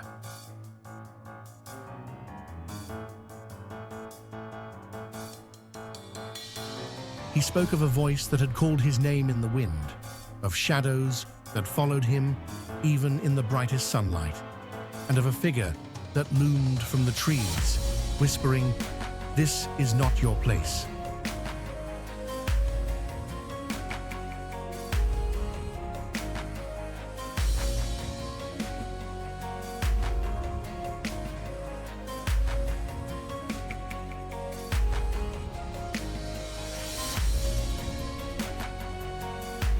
The golden bird, Amaru confessed, was no bird at all, but Yakuruna himself.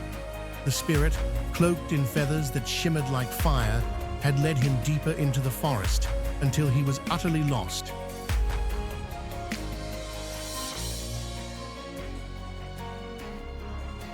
Only when Amaru fell to his knees and begged forgiveness did Yaku-Runa spare him, guiding him back to the edge of the forest with a warning never to return.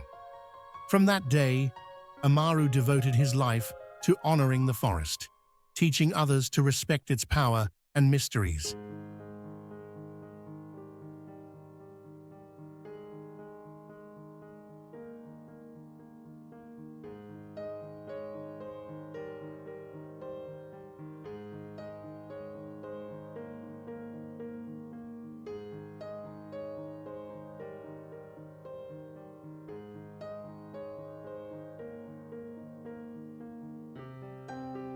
Deep in the rocky highlands of Peru lies Cumpimahyo, Sa, an ancient marvel of engineering and spiritual significance. Its intricate network of aqueducts and channels, carved meticulously into stone around 1500 BCE by the Kumpi culture, stands as a testament to human ingenuity and reverence for nature.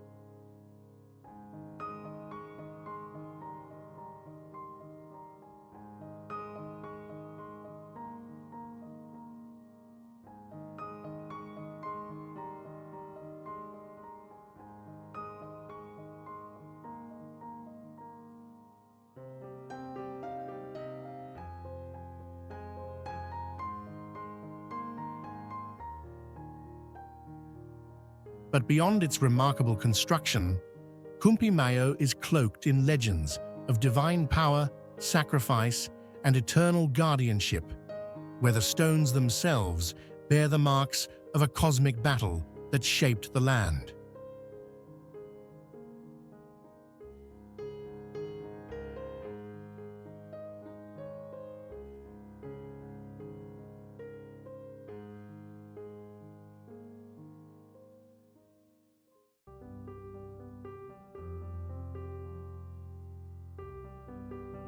Long ago, Cumpimahyo was a sanctuary of harmony, where sacred waters flowed freely and rituals to honor the cosmos and nature were performed on stone altars.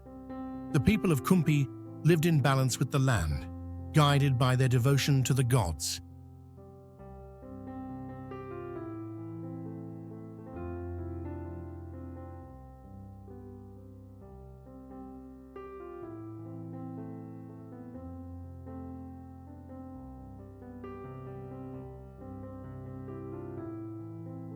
Yet, their peaceful existence was shattered when Chariwaira, the god of chaotic winds and destruction, descended upon the region.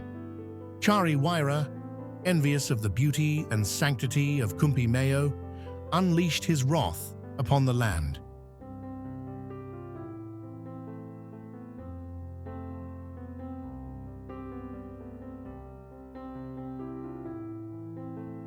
With each gust of his mighty breath, he shattered stone, uprooted altars, and dried the once life-giving waters. The sacred site teetered on the brink of ruin as the people fled in fear.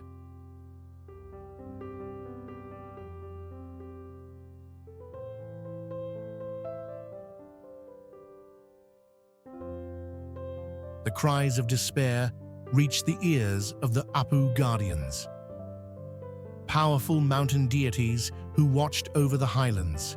These divine beings, protectors of harmony and life, could not stand by as Chariwaira destroyed Cumpimahyo.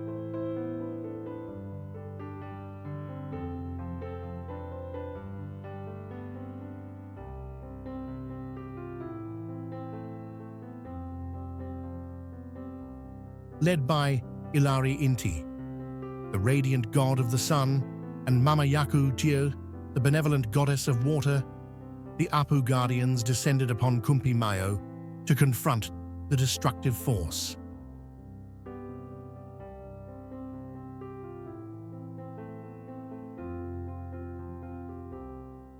The battle that ensued shook the earth and sky. Chariwaira's winds roared with fury, tearing through the land with relentless force. But the Apu Guardians stood firm.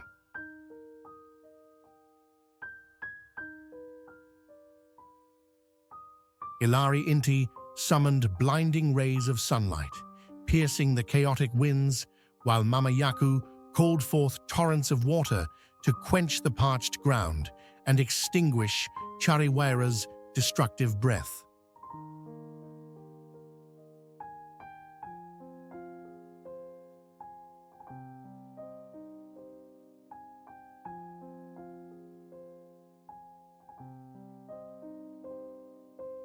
One by one, the other deities joined the fight. Pacharuna, the earth god, fortified the stone foundations, while Chaskaquila, the star goddess, cast celestial light to guide their efforts.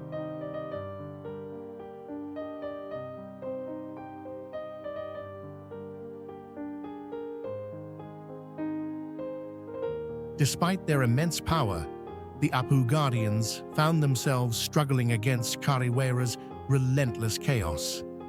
Realizing that only a great sacrifice could save Kumpi Mayo, they made the ultimate decision.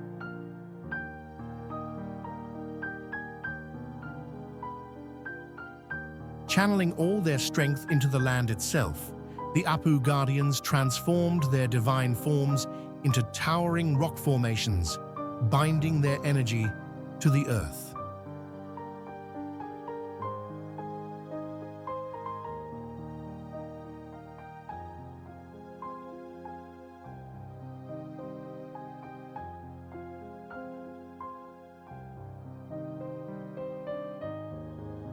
These stone monoliths, rising like ancient sentinels in the stone forest, became eternal protectors of Kumpi Mayo, sealing Chariwaira's power and restoring the sacred waters to their flow.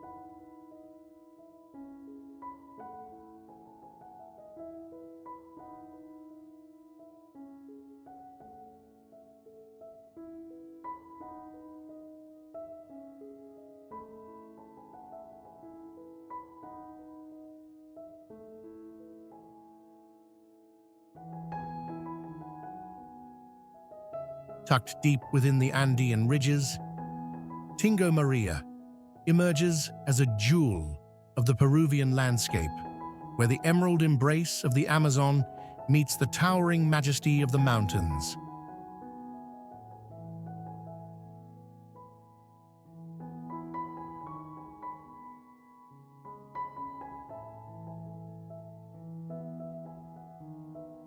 Once remote and almost unreachable, this vibrant region has blossomed into a bustling center for coffee cultivation, filling its lively streets with the rich aroma of freshly brewed coffee and the hum of bustling farmers' markets. Yet beyond the enticing scents and the vibrant daily life, Tingo Maria is a land steeped in mysticism, where every mountain, cave, and river tells a tale of ancient gods, forbidden love, and eternal guardianship.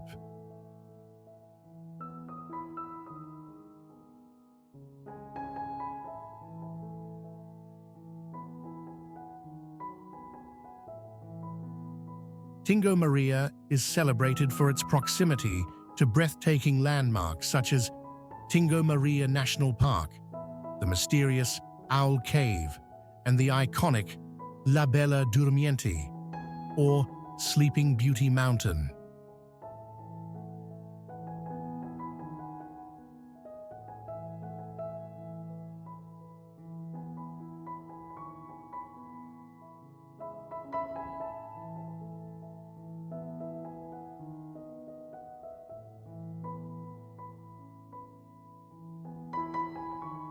While these locations are awe-inspiring for their natural beauty, they are equally captivating for the legends that shroud them, tales that have shaped the identity of the land and its people for centuries.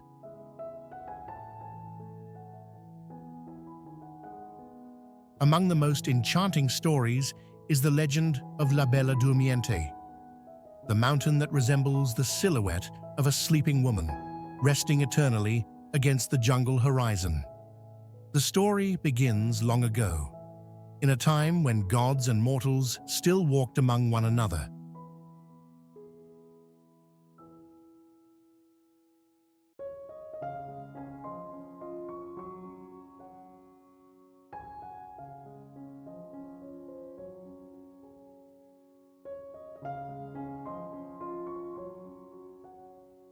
In the heart of the Amazon, there lived a princess named Kori Suma, whose beauty was said to rival the stars.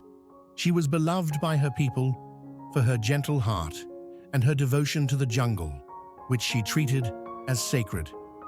However, Kori Suma's life was not her own to shape.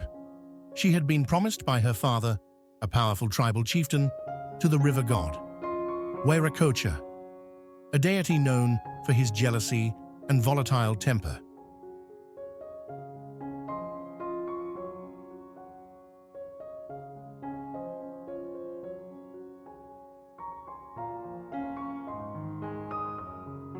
Despite her father's decree, Kori Suma's heart belonged to another, Ilari Yaku, a humble warrior who guarded the jungle with unmatched loyalty.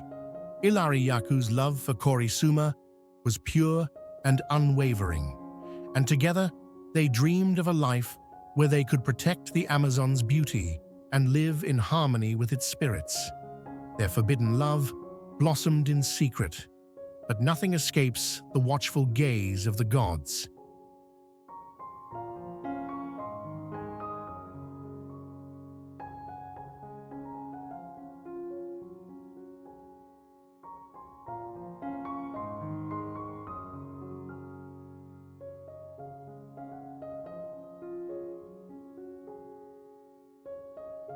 When Wiracocha learned of their bond, his fury shook the rivers and the land itself. Determined to claim Kori Suma for himself, the river god unleashed a flood that swept through the jungle, drowning villages and carving deep scars into the earth. Ilari Yaku fought valiantly to protect his people, but he was no match for the wrath of a god. In a final act of defiance, Kori Suma stood atop the tallest mountain and called upon the spirits of the jungle to shield her people.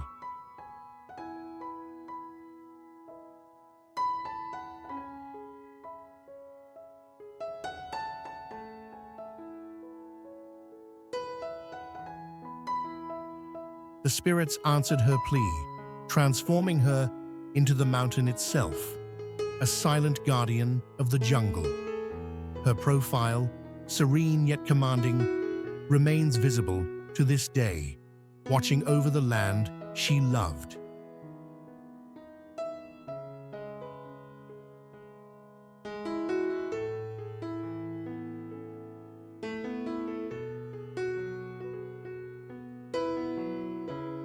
Wiracocha, devastated by her transformation, retreated to the rivers, where his turbulent presence is still felt in the rapids and whirlpools of the Amazon.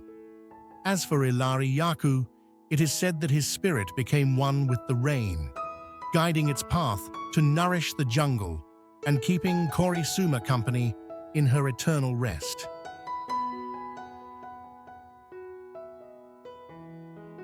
While La Bella Durmiente captures the imagination of all who gaze upon it, the Owl Cave, known locally as Cueva de las Lechuzas, offers another layer of mysticism. Hidden within the lush depths of Tingo Maria National Park, this cavern is home to a colony of owls whose eerie calls echo through the rocky chambers.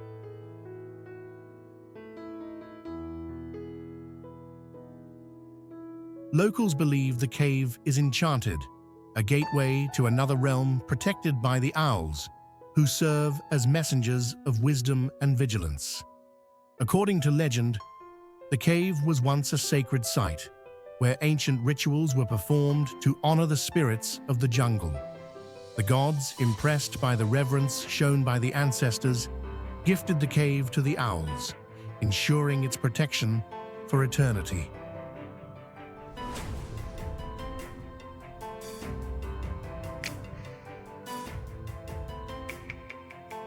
Some say that at night, when the moonlight filters through the forest canopy, the cave comes alive with the whispers of those who once performed sacred rites there. Visitors have reported hearing faint chants, feeling sudden chills, or seeing fleeting lights that dance among the shadows. It is believed that those who enter the cave with pure intentions will be blessed by the spirits, but those who disrespect its sanctity risk angering the guardians.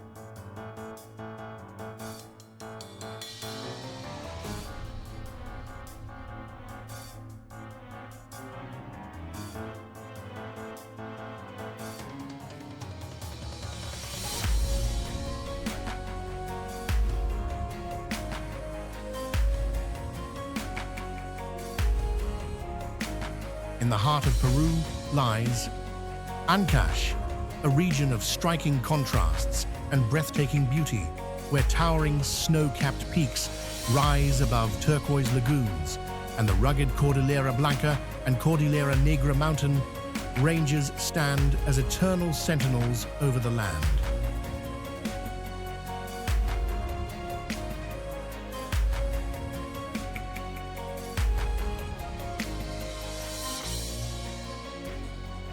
This is a place where nature's grandeur is interwoven with ancient myths, and every mountain, river, and forest seems to carry the whispers of the divine. The people of Ancash have long believed that their home is watched over by gods and spirits, guardians of harmony and balance, whose timeless presence lingers in the winds and shadows.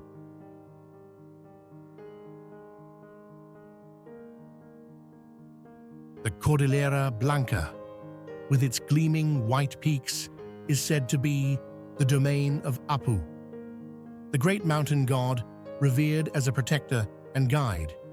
Apu, whose name means Lord in Quechua, is believed to bless those who approach the mountains with reverence, seeking peace and clarity.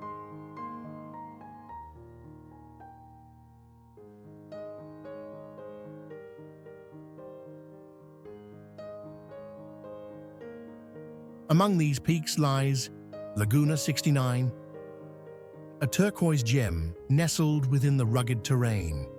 The lagoon is believed to be the dwelling place of Mama Yaku, the water goddess whose spirit preserves the purity and sanctity of the crystalline waters.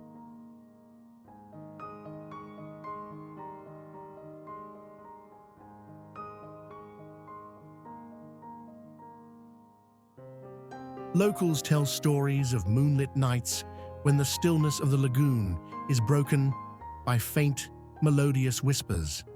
Mama Yaku's voice, mingling with the rustle of the wind and the gentle ripples on the lake's surface, reminding visitors to respect the sacred balance of the land.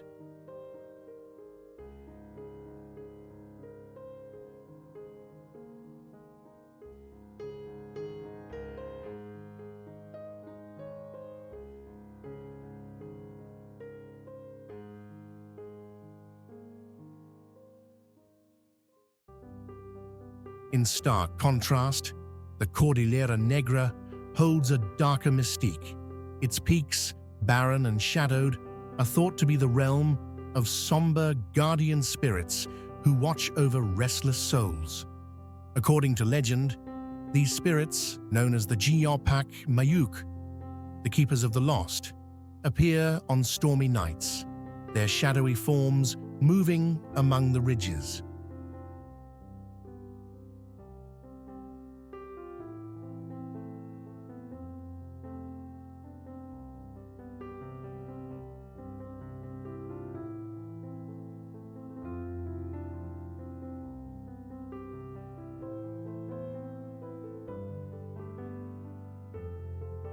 They are said to guide wandering spirits to their final rest, ensuring that the balance between life and death is maintained. Travelers caught in these mountains during storms often report seeing flickering lights or hearing footsteps in the distance, as if unseen beings are walking alongside them.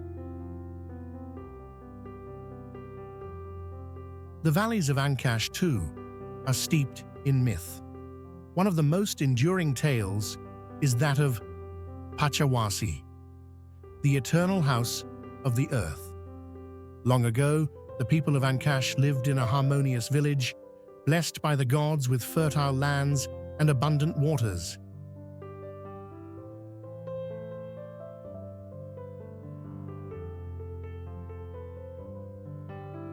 But when greed and disregard for nature began to creep into their hearts, the gods grew displeased. Apu and Mama Yaku called upon the spirits of the Cordillera Negra, and together they decided to teach humanity a lesson. A great flood swept through the valley, sparing only those who sought refuge on the mountain peaks.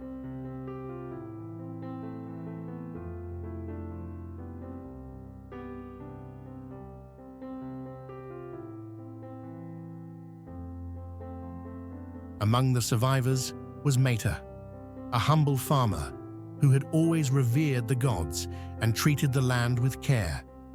As the waters receded, Meta climbed to the highest peak and prayed to the gods for forgiveness on behalf of his people.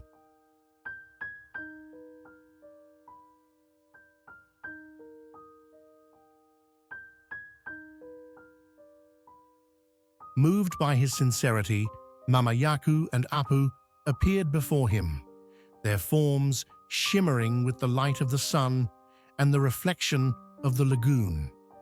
They told Meta that the valley would be restored, but with a condition. It would forever be guarded by the gods, and anyone who disrespected the land or its sacred waters would face their wrath.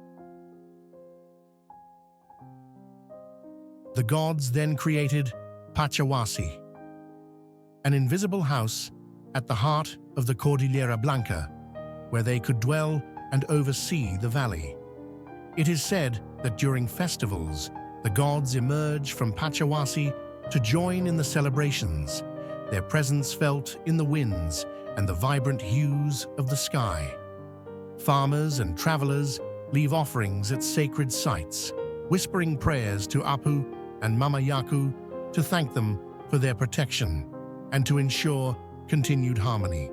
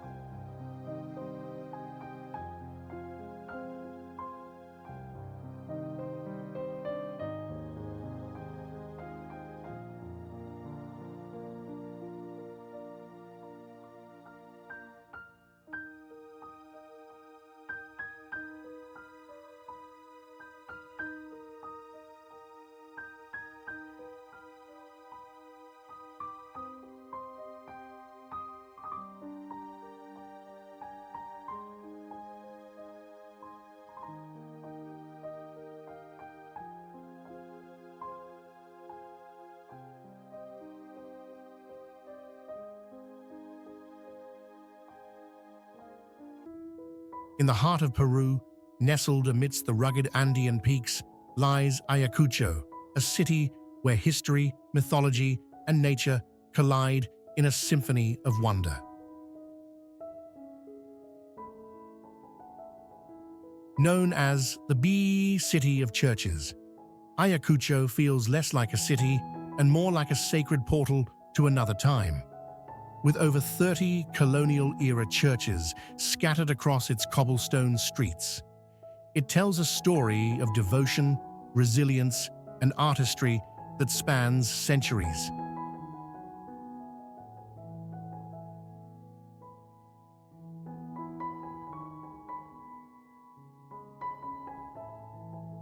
Each church rises like a stone sentinel, adorned with intricate carvings and elaborate Spanish Baroque designs that whisper tales of faith and power. Beneath their vaulted ceilings and beneath the glow of flickering candlelight, you can almost hear the murmured prayers of generations long past. Yet, the story of Ayacucho stretches far deeper than its colonial facade. Local legends say that these churches were built on sites blessed or cursed by ancient spirits.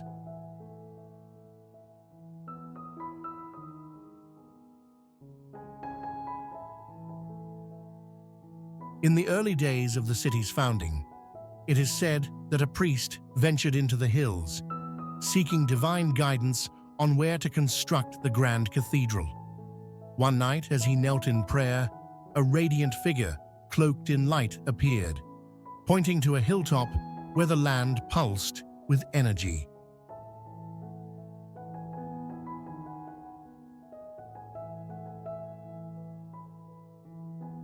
The priest built the cathedral there, unknowingly disturbing the resting place of a powerful Andean deity. Since then, locals believe the churches of Ayacucho are guarded by both the divine and the ancient, their stones resonating with the echoes of two worlds, the Catholic heavens and the Andean underworld.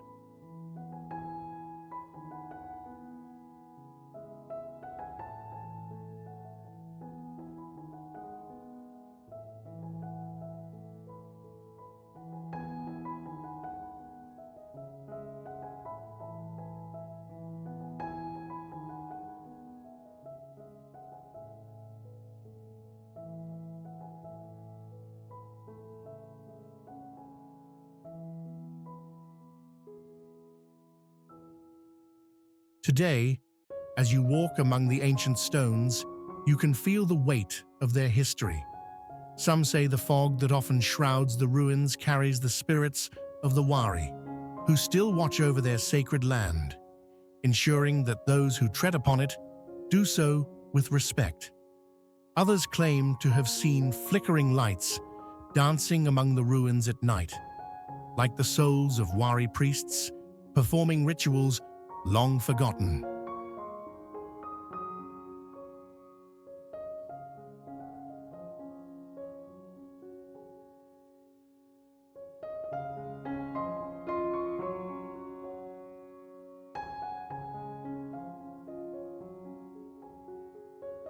But the true jewel of Ayacucho's wilderness is the Pampa Galeras National Reserve, home to the elusive vicuña.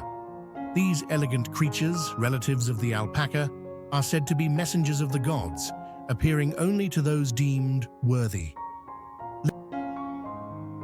Legend tells of a young shepherd who, lost in the wilderness, prayed for guidance. As his tears fell onto the arid soil, a vicuña emerged from the mist, its golden fleece glowing like the sun. The creature led him to safety, disappearing as mysteriously as it had come. To this day, spotting a vicuña is considered a sign of divine favor, a fleeting glimpse of the sacred in the mundane.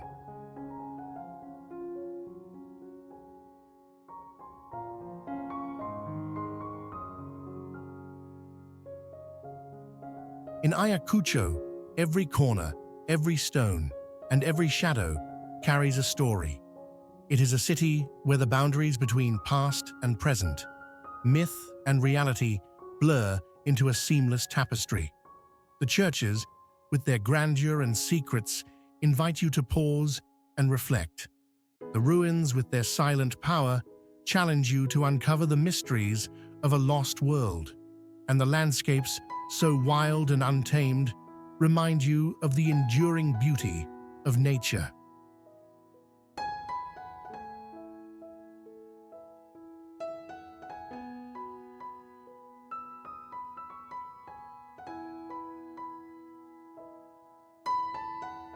Ayacucho is not merely a destination. It is an odyssey through time, a journey into the heart of Peru's soul. Here, history is alive, legends are real, and every step you take brings you closer to the heartbeat of a land that refuses to be forgotten. Come, lose yourself in Ayacucho's stories, and you may just find a piece of your own soul along the way.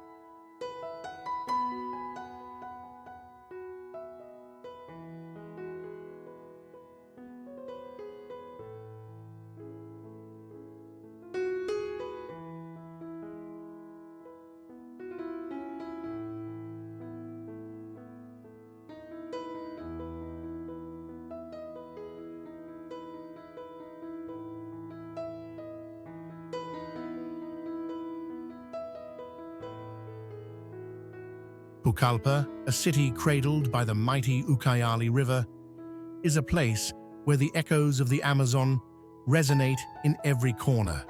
Here, ancient traditions intertwine with modern influences, creating a vibrant tapestry of life, culture, and history. But beneath its bustling markets and lively festivals lies a story of resilience, a tale of a city reborn from the ashes of conflict, aided by the spirits of the land and river.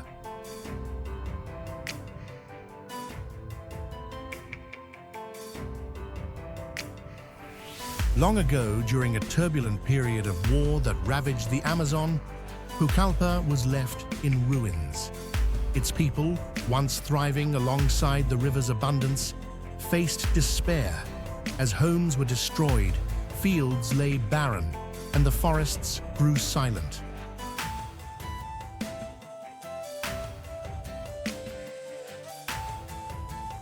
Legend says that as the people mourned, they turned to the Ucayali River for guidance, praying to the ancient spirits believed to dwell within its depths.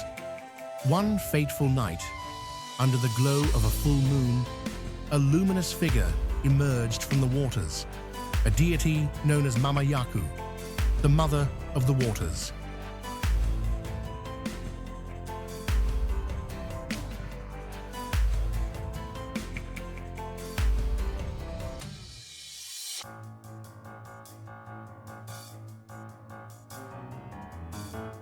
Mama Yaku, with her flowing hair of silver river currents and eyes that shimmered like the morning dew, spoke to the people. "This land," she said, "is sacred and strong, but it cannot thrive without your hands and hearts. Together, we will rebuild, for the river flows as life itself. It bends, it rises, and so must you."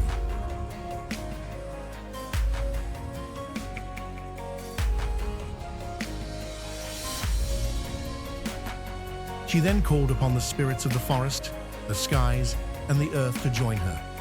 The jaguar spirit brought courage, the harpy eagle carried vision, and the great ceiba tree spirit rooted the people in their ancestral strength. Mama Yaku's most powerful gift, however, was unity. She taught the people to celebrate their survival and their connection to the land. Thus, the Harvest Festival was born, a yearly tradition where the community would come together to honor the Amazon's bounty and the spirits that aided their recovery.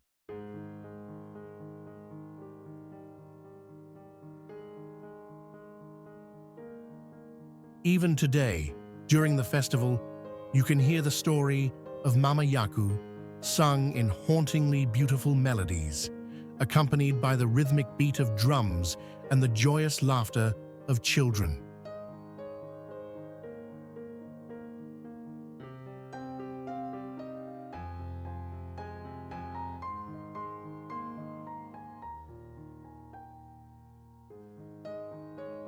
As the city flourished, Pucallpa grew into a hub of culture and trade, its markets brimming with goods transported down the Ucayali River. Boats laden with colorful textiles, carved wooden figures, and baskets of fresh cacao glide along the water, echoing the rhythms of the people who rebuilt their lives from its banks.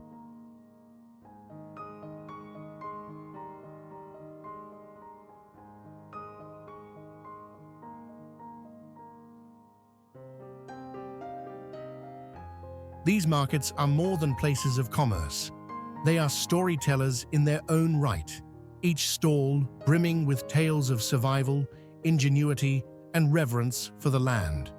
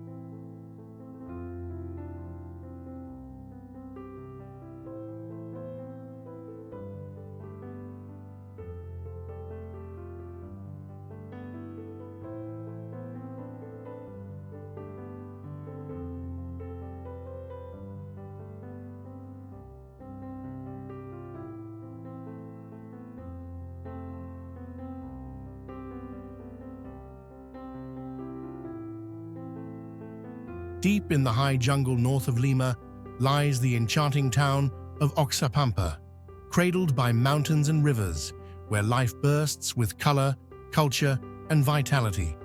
But this vibrant haven wasn't always a land of harmony and abundance. Long ago, Oxapampa was a wild, foreboding place, cloaked in dense jungle and shadows, where only the brave dared to tread.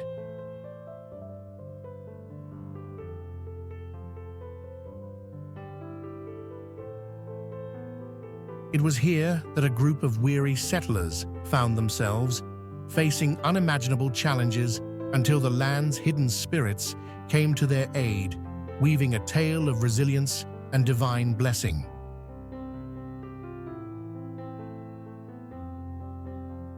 The story begins in the 19th century, when Austrian and German settlers, fleeing war-torn Europe, embarked on a perilous journey in search of peace.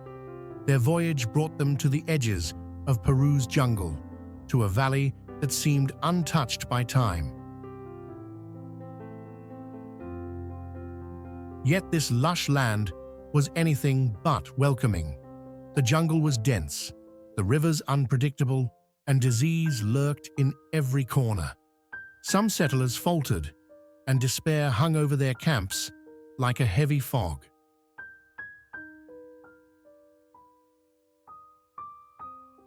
As the settlers prepared to give up, the elders turned to prayer, imploring the heavens for guidance.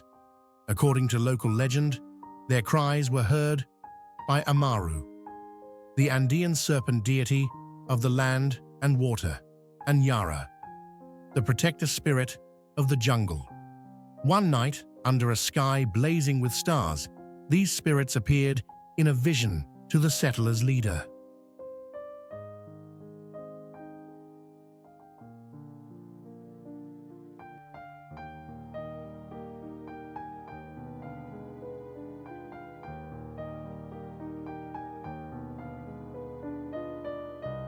Amaru spoke first, its voice a low rumble, like the rivers themselves. This land tests those who wish to thrive, but it rewards those who honor it. If you show respect and work with the jungle, not against it, I shall guide the rivers to nourish your fields.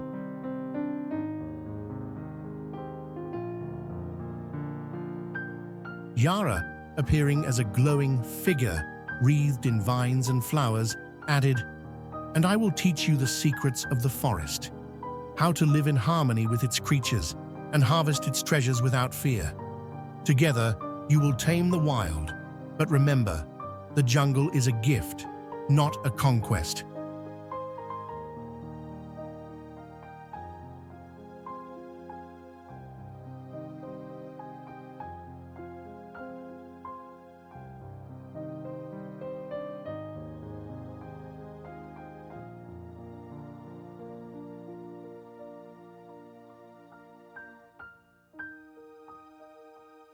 Years passed, and Oxapampa transformed. The settlers built Alpine-style wooden homes, blending their European heritage with the materials gifted by the jungle. They baked bread using the grains they had planted and brewed beer infused with jungle spices. Their traditions, once foreign in this land, melded seamlessly with the rhythms of the Amazon. Markets sprang up, filled with goods that bore the imprint of two worlds, German craftsmanship and Peruvian vibrancy.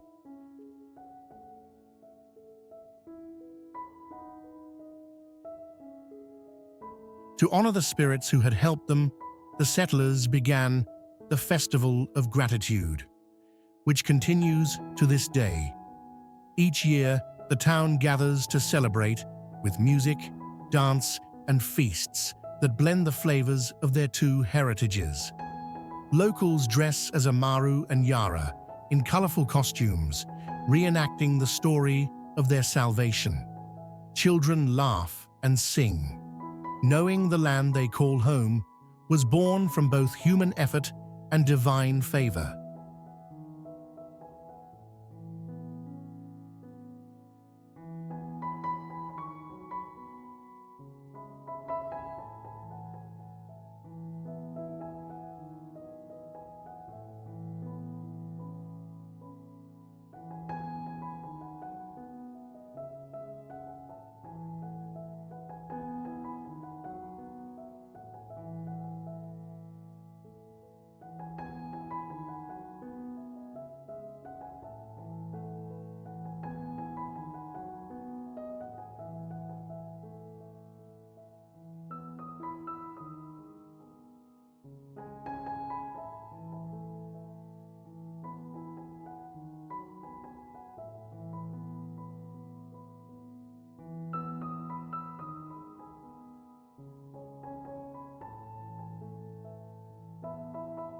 Hidden deep in the Peruvian Andes, Lake Peron sits like a sapphire cradled by towering, snow-capped peaks.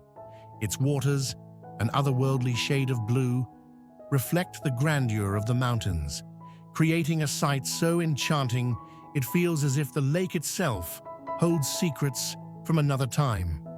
But beneath this serene beauty lies a tale steeped in isolation, resilience, and the uncanny presence of a creature said to guard its depths.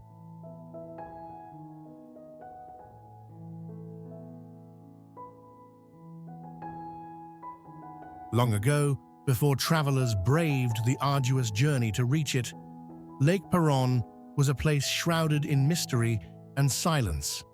The surrounding peaks formed a natural fortress, cutting it off from the world.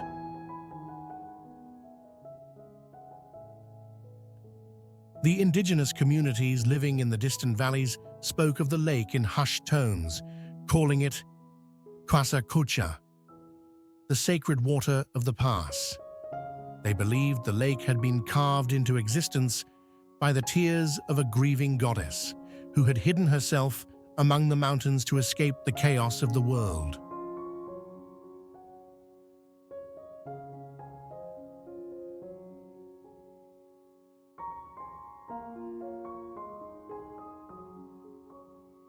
Her sorrow gave birth to the shimmering lake, and in her anguish, she summoned a guardian, a mystical creature that would protect her sanctuary from those who might disturb its peace. For centuries, Lake Paron remained untouched, its isolation preserved by the rugged terrain. Only the boldest of travelers or the most devout of pilgrims dared approach its shores, and those who did returned with stories that defied belief. They spoke of a colossal serpent-like creature, its scales glistening like polished silver, emerging from the waters under the light of the full moon.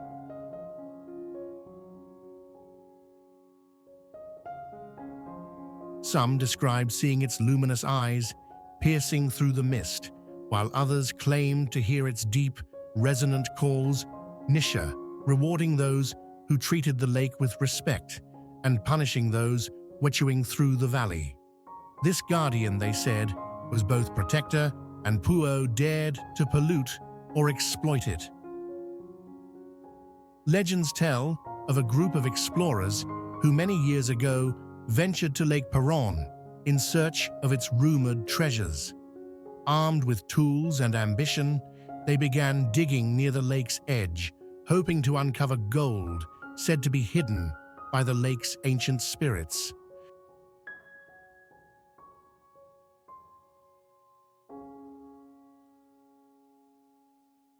But as their picks struck the earth, the wind began to howl, and the once calm waters grew restless.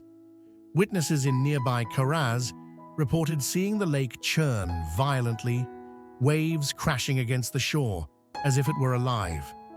The men never returned, and when a search party arrived days later, all that was found were their abandoned tools and footprints that disappeared into the water's edge.